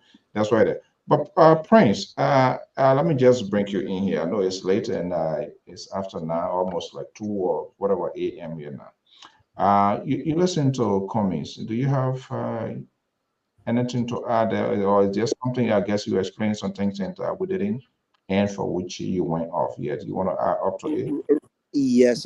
Thanks for having me back. I'm not sure what part of the conversation Mr. Cummings heard of me, but I would say, Mr. Cummings, it is a pleasure to be on a platform or to share a platform with you. I'm not sure if you follow me or follow me on Facebook, but I have been, sort of a kind of following your ministry and so forth. But I'm not sure if you follow me. And to be correct, I am not a journalist. Maybe you could classify me after tonight a freelancer, which would be acceptable, but I'm not a journalist. So I will not introduce myself to you by telling you is that I am a human rights and human trafficking consultant and advocate. Okay. That is the reason why I'm in Liberia. And I have affiliations with schools. I have family that have school, but most importantly, I am doing a voluntary service at Hilltop, which is referred to at All About Me Girls Schools in Monrovia, which is on Asma Street in town. But now I'm not sure if I could respond to you because your conversation when west and south, and you deliberated for over 4 minutes. So if you would just rephrase to where you mentioned me, or No, as no, far as no. you No, he mentioned me. didn't. He didn't. No, he didn't call your name. I was just bringing you in, but I think you were also probably you didn't get. I was just Okay, there. okay. Yeah. So okay, that's okay. So Amos Joyce is here from Atlanta, Georgia, a strong supporter of CPP/ANC. Is it ANC gave birth to CPP or CPP gave birth to ANC? Amos Joyce. Uh, Kamara, how you doing? Cummings, Terry, Molly, Mr. So, how you doing? Oh, why you decide to make me the last? You the host. Right. The very person who brought you in. Okay, good evening. Welcome. This is all things considered. Joyce, can you believe 5 days? Oh yeah. October 10th, 5 days, Liberians will decide. Have you reached a decision point? What's going to happen? I'm hoping that we have a smooth elections, but I see some factors that I begins to worry. Such as? People are not predicting the result of the election. And what happens if it doesn't go your way? Let me touch on something because our money done in the show, Cummings said. The scenario that Philip Bob Brown laid out there, that is a reality. But sometimes when people say this thing, people don't want to believe it. Because what he laid out there is what I'm driving at. He said because, and he made it clear. I posted a video in the chat. He made it clear that he supports George Weah. He's related to George Weah. He made that clear. But he said, Unity Party, what they are saying, they will not accept any other thing that will fall short of not winning. And CDC will do the same thing, will not accept anything short of not winning. And he said, because of this, one, if this party said they didn't win, the supporter will get into the street. And when they get into the street, what will happen? Maybe the police will come in and the police cannot handle them. Maybe they want to overpower the police, then the army will come in. And he said, the army now is being put on a leg, on a red alert, standing by for this. So that is what now worrying me, because that is a perfect scenario. Because here today, I was listening to the chairman in Lofa County of this Unity Party. He said uprightly that this election, one round, they're going to win it upright, straight. Now, that has sunk into the minds of the people, supporters and things. What happens if there's an opposite result? What the partisans will do if they talking to the street, what will happen? So the young man came from that background and said, look, I'm telling people they should buy enough for those who can afford to buy food, and they're trying to stay up the street. Because when the election commission make that pronouncement, Unity Party win, CDC will bomb into the street. If CDC declare winner, they will bomb into the street. The ANC, maybe two of them will bomb into the street.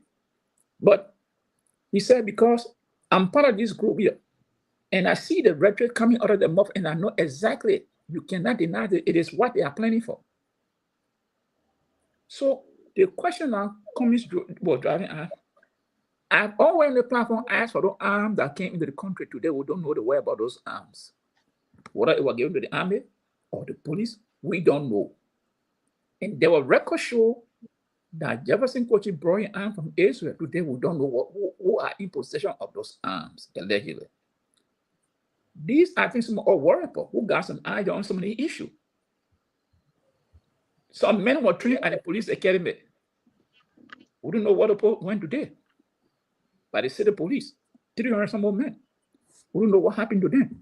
It's quickly here talking about that. Is it different from those that were because I was in Liberia the other day? There was no, Mr. So. I think I was 2001 or 2 when. Okay, because in the debate, my understanding in the debate so meant policing.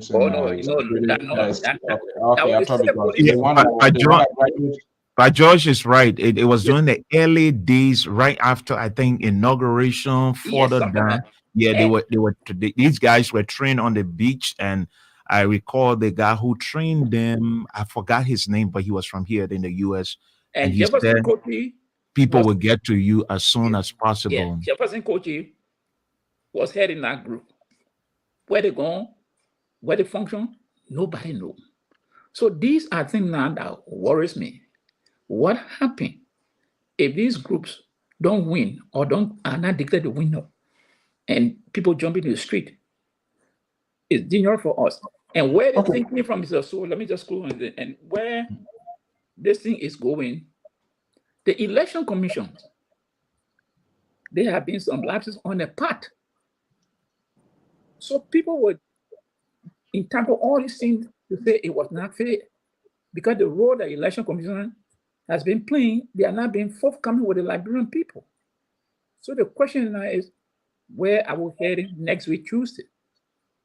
Will our political leaders be able to control their supporters and say, look, accept any result if it come up, and if it don't, go your way. Africa, they say, go to the court. And the court is just as west as the people. So let me close on that, because I've got some other things to say later on. So at this point, we are at the boiling point of this whole, process here. Jones, Jones, let me just bring you in here and then tell we can come. In the next 15 minutes, we'll try to keep within the time scope here. With all of these apprehensions, concerns people have of past, in the present, and things that are happening to us seeing around, what should be done at this point in time to reassure not just only the citizenry, but our friends within our confine, folks within the diplomatic community, and more or less importantly, the citizen? What should all of the participating parties, what should they be doing? And more or less, what should be the role of the government at this time? And this is why, when we said it, and this whole thing about the people talking, oh, we now win because we put this cry, and that's what I hate, because these things, the sense wrong message is personing the minds of the people. You building something in them that you can't even prove. And I've said that no one party can come out today and tell us, I will win in my country 100%, 90%. I will win Bond County 95% because they don't have anything to prove. But yet they're telling us, they are telling their supporters, and their supporters also sits on various platforms, channel these sort of sound bites, which are very, very dangerous for the country. Many of the platforms have been doing that. I listen to veterans like Jeremy LPR telling other people, oh, your family people here, when you do this, this, and I'm not sure whether we are on the right path. So now, before this whole thing spill out, which we certainly hope it will not, and it should not, because they went towards whatever conference, Farmington, this, I told them that was a Bob Wasser trip, because they are toned their language up both sides. It's not like people that sat around the table to had a conversation about their country. That wasn't the case, because if it were the case, if there are people coming out and saying things, they will be able to call them out. And none of them have the guts. Some of the ridiculous things coming from some leaders who are actors and player stakeholders into this whole thing, they have all gone ahead to say it. Their deputies all gone ahead to say that they do not have the guts. What should be done at this point in time to reassure Liberians? Let us put forward some solution before we wrap this night up. Finally, Jones. Yes, before I take on your question, I just wanted to push back a little bit on something Kumi said. With the issue of the crowd, and some of his caveat analysis he made from the past. You see, there's a saying that he who pays the piper calls the tune. CDC is now in the driver's seat, and they are running things according to their own perspective and their own understanding. And you realize that Liberia have been entrenched into a systemic culture of impunity, because everything could be analyzed tonight, it narrowed down to just culture of impunity. And that thing started right after the coup up to today. You see? So there are legal issues that are supposed to be addressed. People just take it for granted. And all boiled down to the type of trajectory this government is taking Liberia through. You see, everything that's happening right now happened before. The only difference with what happening now and in the past is that things are hiking now. Things are really high up in almost all sectors.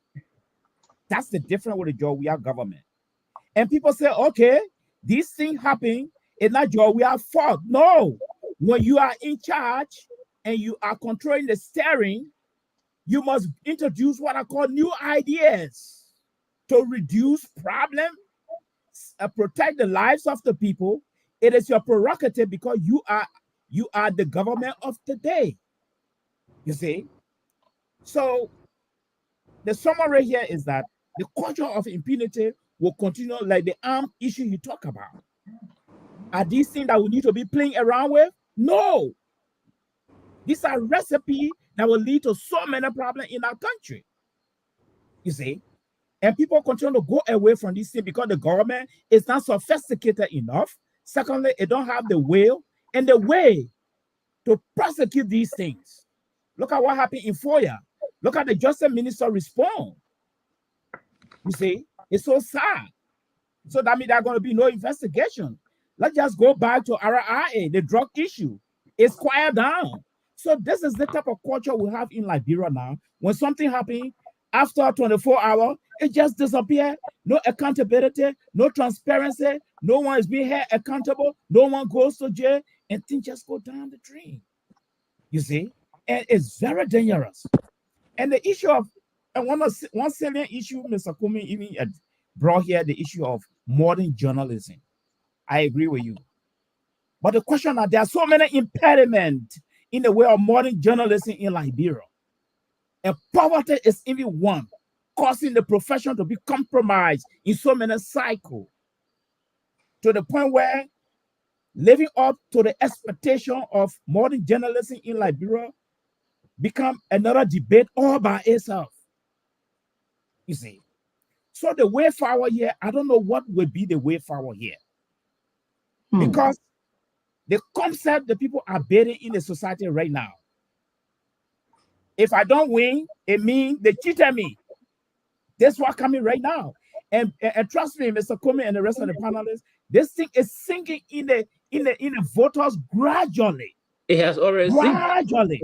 It's already there. Becoming a poisonous pills to the point where even if George will win, okay, convincingly, some people will not want to accept it.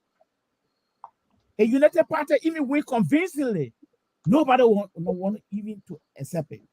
And this is going to be very dangerous. This is going to undermine free, fair, and transparent election in Liberia.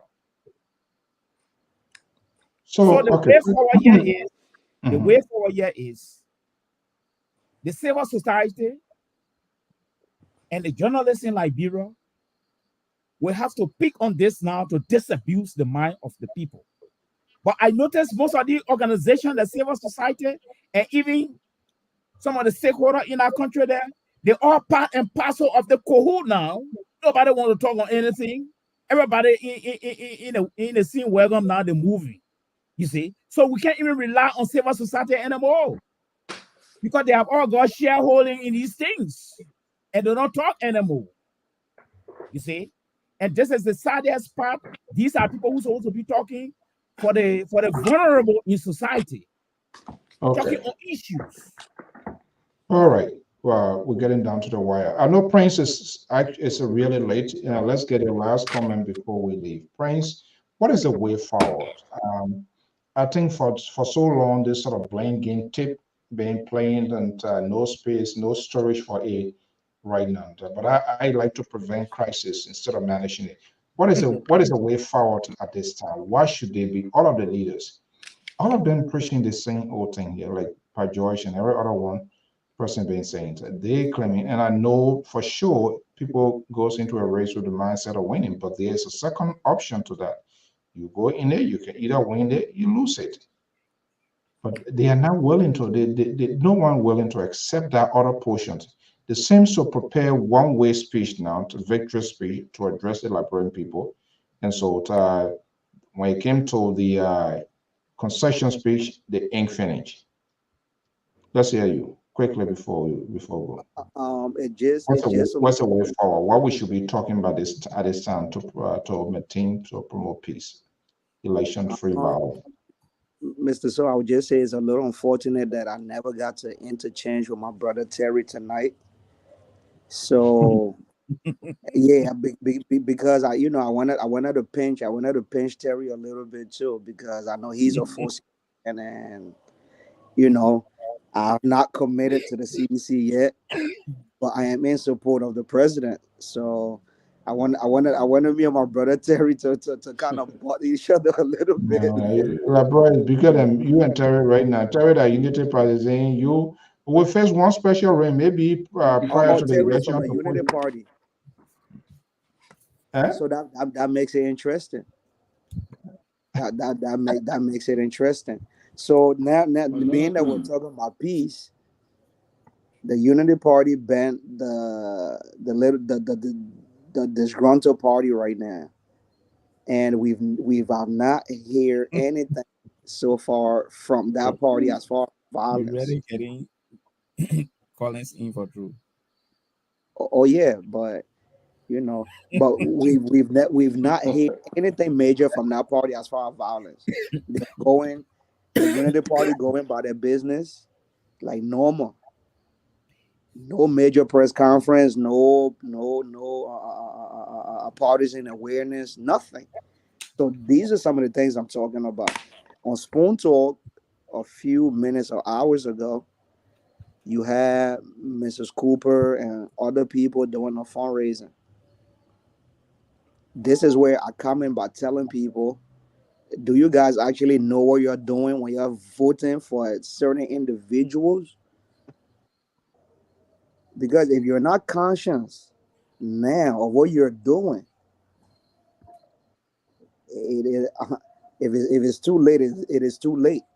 But now to touch on security, with this atmosphere, the Liberia National Police have taken few missteps from weeks ago due to the fact that when that statement was made by the Unity Party leader, some arrest should have been made. Somebody should have gotten arrested for questioning or something. You cannot disturb the peace of other people based on your pleasure. This is a democracy.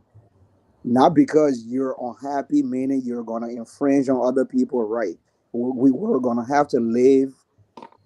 We're going to have to live together. So when you're frustrated, you're mad, take a deep breath, suck it up, and let's move on. But you will not infringe on other people's rights because you're unhappy or you feel like you will intimidate people. Secondly, that was Liberia National Police. Now, thirdly, with this type of atmosphere, our borders, the army, our borders should be closed already. This is crunch time. This is crucial time.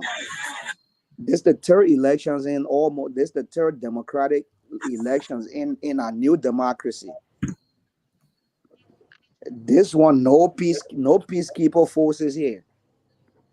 It is all observers. Observers are not peacekeeping forces. They are observers.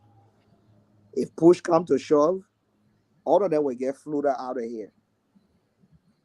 So by now, our army should our borders should be closed already. I don't see why not. So Terry, that's why I just wanted to come in and let jab each other. Okay, thank you so much. We're extremely out of time here. Let me just pick this one caller here to get his voice. Quickly here, let's squeeze you in here before we wrap up. Christopher Roti Tobasi, are you there? Yeah, I'm here. How are you? Good to have you here. Let's hear you. Yeah, so sometimes I think Mr. Cummings, I think he contradicted himself a little bit. On the one hand, he's asking for the journalists in Liberia to be professional and be objective and not try to be too sentimental, but then he comes here and says, oh yeah, the $16 billion was not investigated. The $16 billion stock out. In fact, I don't even trust Philip Bear Brown. I think there's too many. There should not be any guessing game. Journalism is not something about guessing. Fake news or whatever it is. But Mr. Swan, I don't think I'm not bracing for violence. Because Liberia, after the war, we are not seeing any electoral violence that people. I really don't think any sort of thing like that will happen. I think we all gotta hope for the best, and I know that like I've been telling my family members, you vote, and you go home and wait for the result. Do not get in the streets, even if it go your way or if it don't go your way. Do not get in the street. I think you people as journalists, these are the kind of positive messages, and people on the panel need to start hyping violence and embracing for violence. Let's try to put a positive spin so that we can educate our people. Let's talk to our family members and friends that when you capture violence, go home and wait for the result. And if it don't go your way, accept it. 6 more years from now, you will come to power. But in my mind, I really don't think that. I think it will go by normal gain. CDC have a history of turning numbers into votes, and they have shown many times, even from 2005, 2011, 2017. I think we don't want to talk about number game because CDC has the number. You know, if the CPP was going to stay together, then I was going to be a little bit worried. But because they are so divided and they are so tinted and they have destroyed each other, I really don't think that Joseph Newman Boyka will be in the position to be president. We are in CDC. I think it will be a landslide, you know, and I think it will be a one-round victory unless the people of Liberia decide to put it to second round so that we can have some political fun. You know, they can do that, but I know that the country, the voters are resolved, and I know that the CDC can put up the one-round victory based on what we are seeing so far. If I were Joseph Lima Boyka, is he campaigning all 15 counties, or is he only going to be around? Thank you so much, Christopher. We are already out of time. Let me go to Elvis quickly. Thank you very much. Thank you so much. Okay, Elvis, quickly, let's hear from you. Thank you, Mr. Soul, and hello to the panelists. That guy was making sense in the beginning, and let's talk about landslide, talk about the infusions or the statement. Look, we can't do anything Philip Brown said seriously. We know that guy was stuck inside there on Johnson or coming. The kids, not trying to talk about look. He was supposed to make the game position in government. So that guy, if Joseph Boyka win, watching yourself working with Joseph Boyka, say he related to Joseph Boyka about marriage or something. Now he related to George Weah. But on a serious note, look, I'm a supporter of this president. But like somebody made a statement, I think that was very profound. I think it was you, Mr. So actually, to say you like to prevent crisis rather than manage it. And I think this is the mindset that this government has to take. They have to mobilize our already thin security apparatus, make sure we have people in the street. If it calls to have curfew at 6 p.m. on election night. What?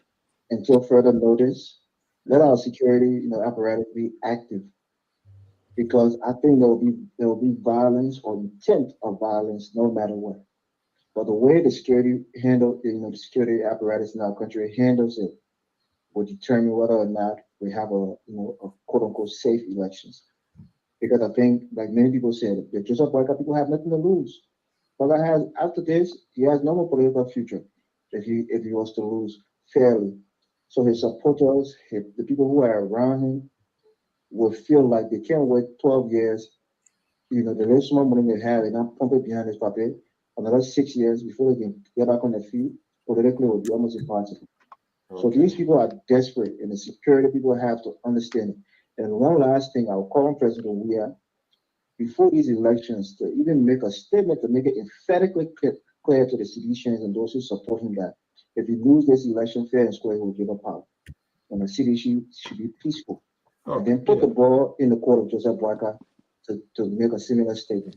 Thank you for the show. I was late calling, but thank you for being in my Elvis, thank you so much for the ending part. And that's the recommendation. And I think that's why not only the president, but other than should do that. We are already against that. Prince, you want to say something? Yes, just to quickly respond to Elvis, the caller. You cannot impose curfew on election day, but you can enforce security and patrol on election day. You cannot impose curfew on election day, nor the day before. People are voting at will. It's free democracy. Exactly. I know it's tension part. You can beef up security. They can be as because getting the polling center in the huge people, it would be seen by advocacy group as some sort of intimidation and the government.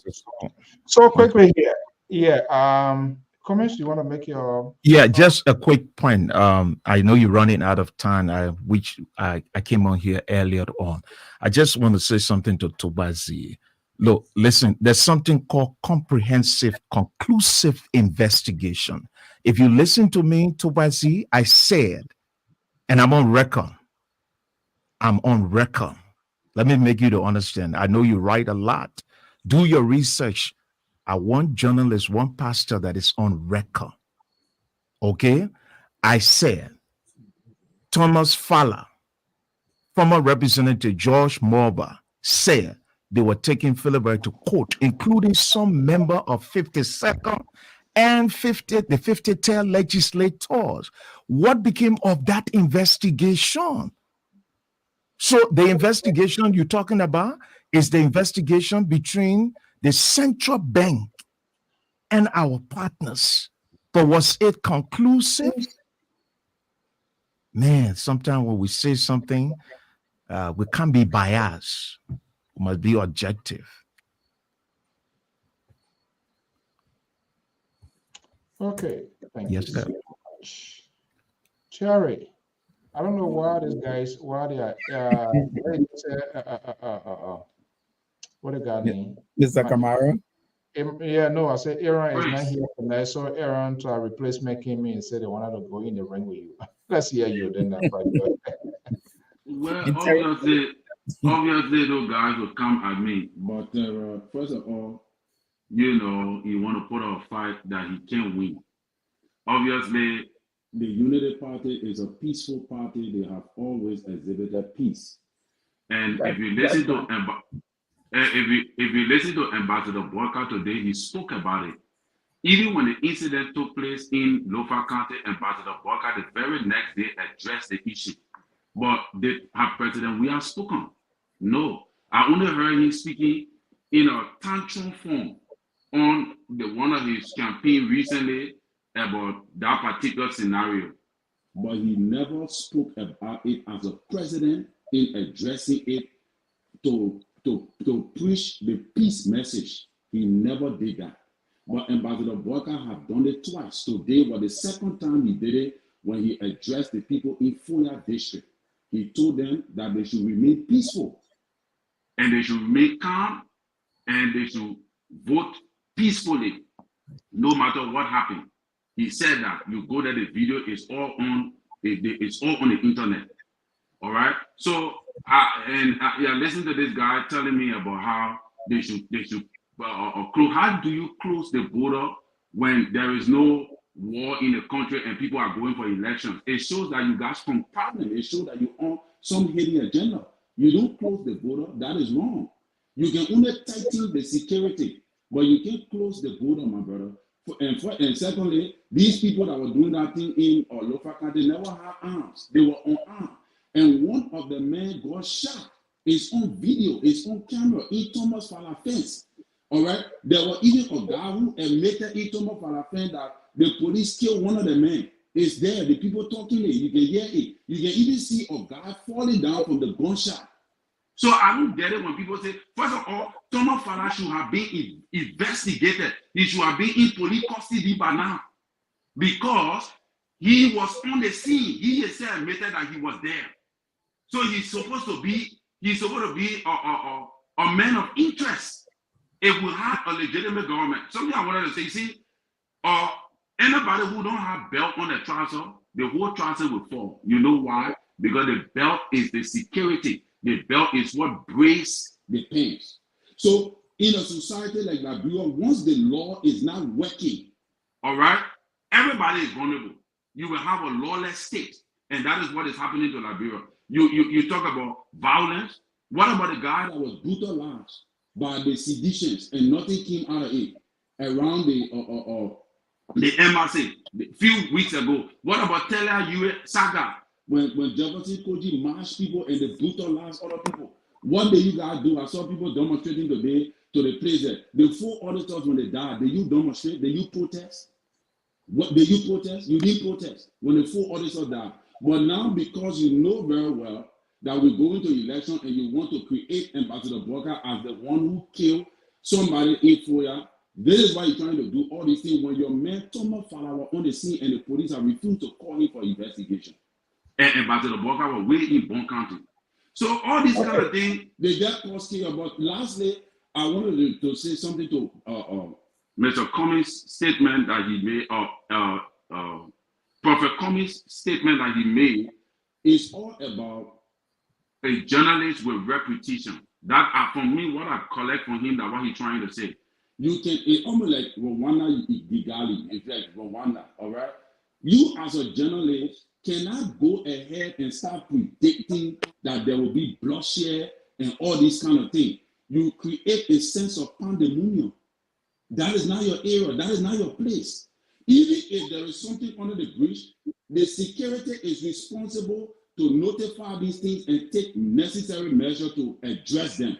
It is not your place as a journalist to start predicting chaos ahead of time. Because if this chaos occurs, the international community is going to call you in for questioning. Do you think the international community is already aware that there are so many things under the bridge in Liberia? Why do you think they're going ahead of the election to tell us ahead of time that they are going to impose a traveling ban on people that tamper with the elections? Because they already are aware. And that is what security apparatus is supposed to be doing. You as a journalist, you're not supposed to be the one to go on public radio and tell people that they should start buying the food, putting it in after you have admitted that you support the president.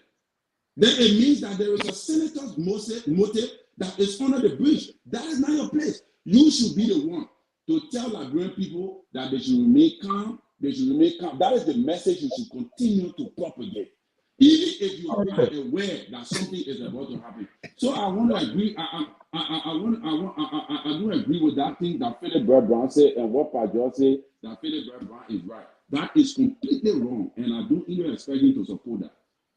Okay, well, views and opinions are always expressed here. Thank you so much, Terry. Joyce, however you've been squeezed into this track. Let's hear you. Terry, let me tell you something. This is what sometimes refer to people are the problem in Liberia. Philip Brown is a journalist, like it or not. The role of a journalist serves as a watchdog for society. What he said is something, if the government know that it's not true, they can invite him to question. He's not above the law. He said he supports George Weah. There's nothing wrong with anybody supporting George Weah.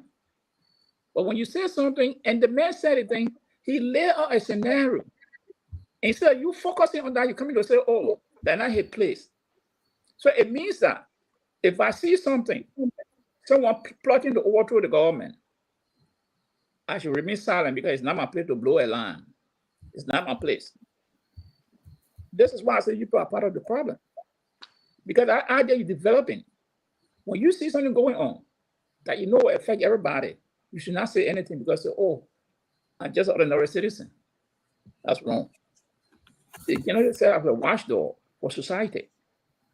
Now, this issue you're making about arresting Tamafala, you see, this is why I say, Terry, people are a problem in the country. You heard that man on the TV say they got 700 and 800 men in FOIA deployed there. They are from the Unity Party, all in red. What will you say about that man? If they should arrest Tamafala, they should arrest all the people? You think so? Hold on. You were talking, I didn't say anything. You didn't mention that part, but you focus on Tamafala. Why you didn't mention that part? This is why I come in. You see, when hold on. One second. You know, let's see here because we got to put people must be here. Terry, was that something you forgot about or you did on purpose? I did not forget about it. I didn't miss my words. Thomas Fallas have been the one that the people accused of being the cause of the incident. No, so everyone involved in that particular case. Yeah, but why I'm asking why you did not call, because those people on video, they said, and I said that yesterday, and I will continue to say that. They said that according to him, according to him, he said there were 800 men, and we have this sort of back and forward. Malicious. 800 malicious. You didn't say malicious. It's they a never militant. said malicious. Do not misinterpret. Yeah, militant. Right. Yeah, militant, malicious, all of them. What's the difference between militant and malicious? But so if they produce 800 prior to this incident, go back. I know you followed that story with almost about 100 plus people that were in military regalia. in khaki and red heart. Nobody raised that issue. Let me finish so I can let my talk, Mr. So I mean, we still even need answers from the Unity Party leadership as well, whether they are aware of those people, whether they are inhabitants of Lofa County, Foya, or they came from other places, and who carried them there, and if there are other militants in other counties that we do not know. All of those issues, I think they need to be addressed, but nobody is even addressing that issue. So, Pajor, go ahead. Yeah, so I want to lay that out to tell you how biased you people are. Because you said they might arrest someone because he was on the scene. I get it. I agree with you. But what about the 800 men that alleged the Nyoma Spring that they are from Unity Party, they are supporters of Unity Party, all dressed in red? You couldn't touch that issue. You focus on Tama Fala.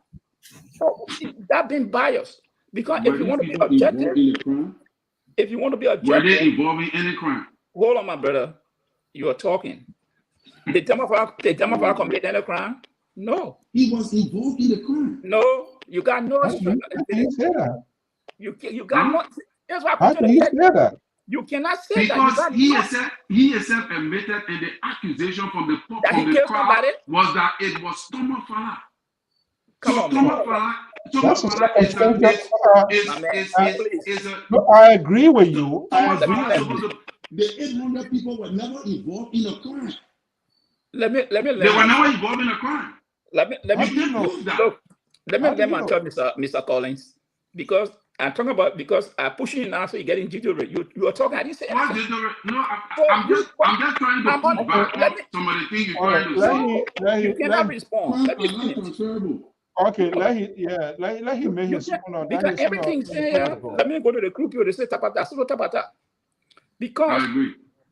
You have no shred of evidence to say Tama Fala was linked to that crime.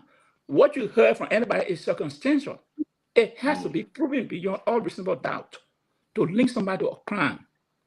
You can be a crime committed, they will ask you because you were present, but it doesn't mean that you participated. Your participation will come with the role you play. But you are sitting there. No, hold on now, my brother. You can't talk like that. You didn't say that. You said the man committed a crime, he should be arrested. I didn't say that. Pardon, you always twist my words. Go back and listen to the video. I didn't say that. The people, all the people listening, why should I want to twist the word? I never said that. I said Toma Fala to be called for questioning because he was there. He admitted to being on the scene. And those things that happened were happening because of people are accusing him. I didn't say that he committed any crime. Mr. Collins, please, I have the floor.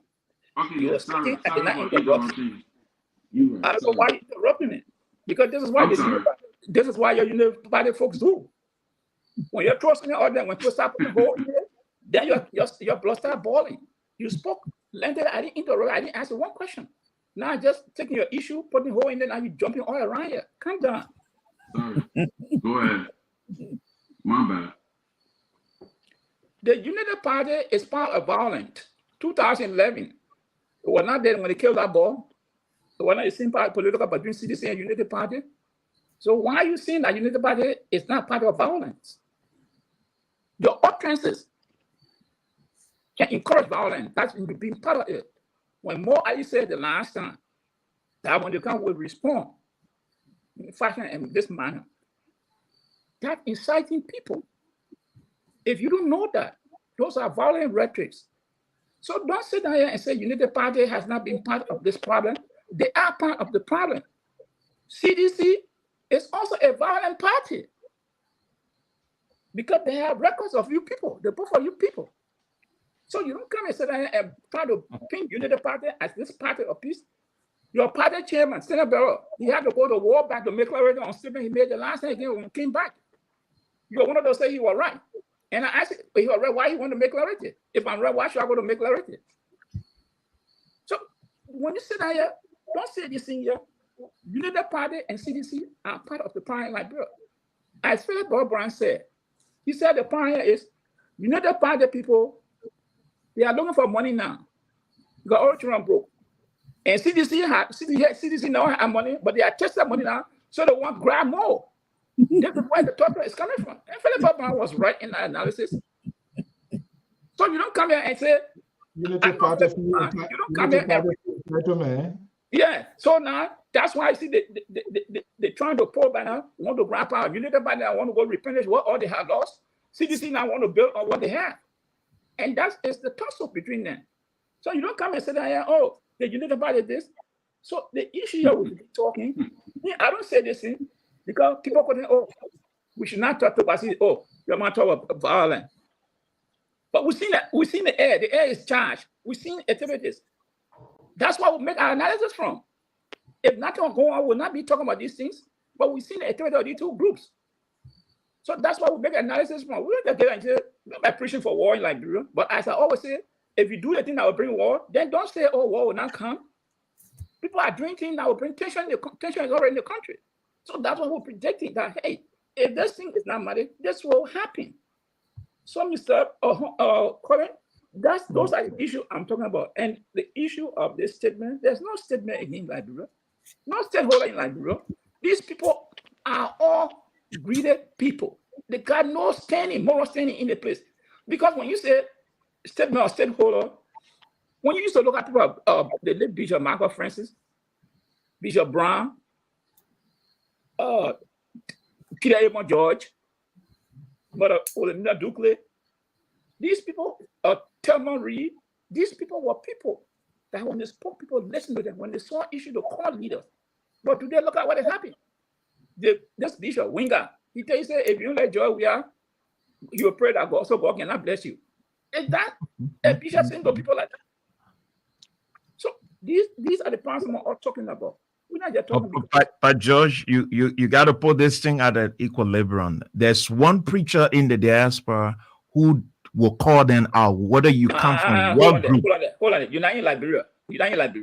Oh, no, but my voice is being heard there. You're not in Liberia. My voice is being heard there. I made it clear. I say in Liberia today.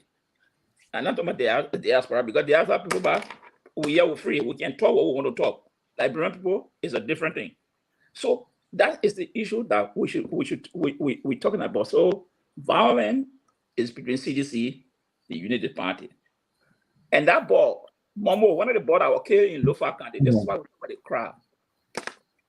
Yesterday, I saw the video. I think I said this thing else. I gotta go.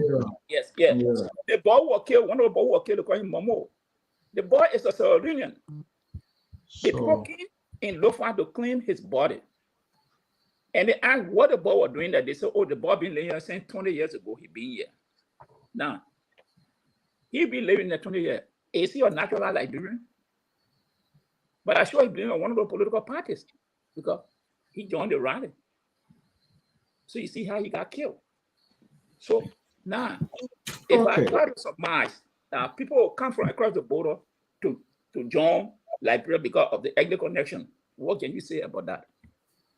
Thank you so much. Mr. So you're something Mr. Jones, Malik Jones said, right? He talked about professionalism. Asari Prince left. But Prince said he is a human rights consultant or human rights advocate.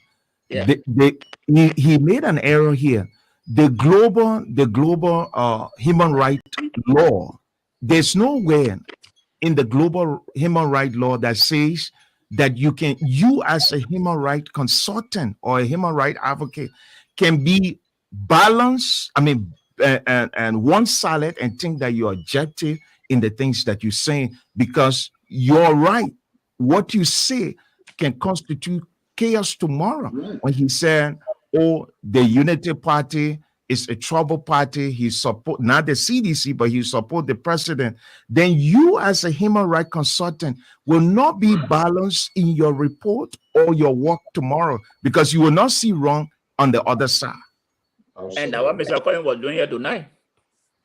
Oh, goodness. Okay, guys, I want to thank you so much for your time. As usual, the Libra will be tomorrow, and we're going to be back here on Friday. To all our viewers and listeners, we say thank you for comment, your tweets. We really, really appreciate it. We'll go back. We always read those comments because Mr. Joe, before you leave, I wanted to push back a little bit on Pa George. You are talking about time. They say that they want push. Can you push back on Friday? But you didn't give me my 1 minute. Then you've been very biased. Uh-huh. You never gave me any minute to talk? No. You didn't speak? Is that what you're saying? No. Mr. So get it, man, 1 minute. Oh no, if that then that's my fault. But I told you No, started. but you gave more than 5 minutes to Per George. I mean, you're being very unfair on the spot for tonight. Per George, you're taking a liberal line today. It was 5 minutes you get to Per George. I just told it. You're being very unfair. I mean, what's the crime? His mother, the breast milk should be proportional. Okay. Okay. Let's hear you before. Well, the only thing I wanted to talk about this watchdog journalism is a journalism that seeks to increase transparency, accountability of our politicians, public figure, and institution. But I don't know whether this impact is being felt in Liberia now, because it seems to be the journalists, they have all got slot in the political arrangement now that is even affecting the profession. Right. I stand to be corrected. Oh no, that's But true. this is what I see right now. You see Philip Brown's story? That's a terrible one. So being a journalist and reflecting the profession through the pen, that's two different things. Maybe we can think about this for another time.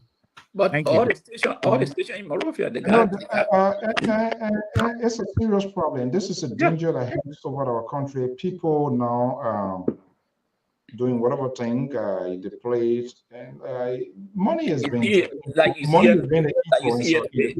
So I don't even understand why, if he made a declaration of supporting the president, for he to come back to write that sort of thing that they would not accept, but then why he decided doing cleverly and brought in another party, so it becomes a sort of convoluted thing. So why would you want to, if you providing consultancy or whatever, you as a journalist, I think you're supposed to help that institution to sharpen their message in the final days to make sure to persuade voters, but that is not happening. Guys, thank you so much. We're going to be back here. But the man being supported is Joseph. I just sent the final draft of whatever coverage, guys, we need to compensate. I just sent it in the group chat. And Vinicius and our donors yesterday will say thank you. For those of you still watching, you can give it a thought. If you think whatever you give, regardless of our political views, opinion expressed on this network, and the good thing, we don't leave no one behind. The number there is 682-433-8802. It's available via Cash App and Zelle. It's the dollar sign Liberia Public Radio, and that is also I would say the same thing. So thank you so much, all of you. If this is the first time, we highly appreciate your time. And please, nothing should deter you from being here. Your voice will always be heard, no matter what it is. And we really salute and congratulate you, because despite of some of the talking point things that we say here, it does not suit your political taste. Yet you always made it your duty to be here.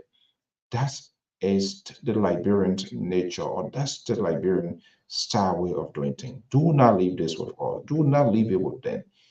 You are a Liberian. You have a share into what is going to be happening. And so do not allow anyone, not either me or any of the analysts, to sanction you. You can tweet, you can call in, you can disabuse us. As long as it's done in a safer context, we will have that conversation. Until then, folks, have a pleasant evening. I'm Alfonso Z and Salt, and now we're going to be back here. Hallelujah. Man karabo karamagaza.